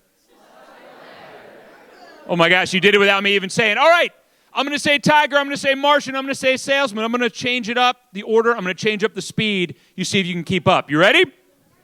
I said, you ready? Yeah. All right, here we go. Tiger. Tiger. Martian. Martian. Salesman. Tiger. Martian. Salesman. Salesman. Salesman. Salesman. Tiger. Tiger. All right, keep your hands in the air. Turn to somebody and go, grr. Turn to somebody else and go, grr. Ladies and gentlemen, you are official Tiger, Martian, Salesman. Give yourselves a round of applause. Have a seat. Well done, well done. We want to thank all of you who attended here today for being a part of the National Showcase. We want to remind you once again to vote for those People's Choice Awards. If you go to eCYBERMISSION.com, you can click on the link to the People's Choice Award. Now, if you're watching right now and you're thinking, gosh, I didn't get to see all those amazing presentations. How can I vote? Fear not, because as soon as this live stream ends, probably maybe 5 minutes after that, you'll be able to click on that link. 10 minutes after that, I'm giving 10 minutes. Click on that link and you'll be able to watch the whole thing again. Fast forward, rewind, go to your favorite parts over and over and over. Watch everything that you liked before. You can see it all so you can still vote because you have until 8 p.m. tonight to do that voting. We want to see those votes go up, up, up, up into the air, all right? We want to see all these you should see, look at these team members out here. They're desperate for an iPad. Look at them. Look at how excited they are. And then...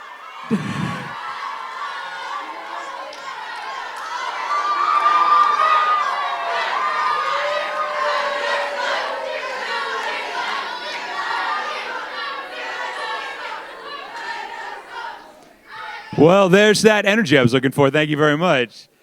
And then tune in tomorrow, of course, for our National Awards Luncheon. Click on that link then. Watch our live feed tomorrow. Find out who won that People's Choice Award. Find out who our national winners are. One more time, a round of applause for everybody in this room. Give it up for them.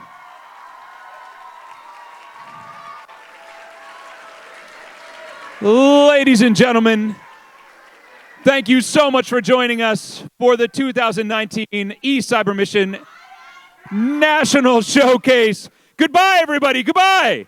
Thank you.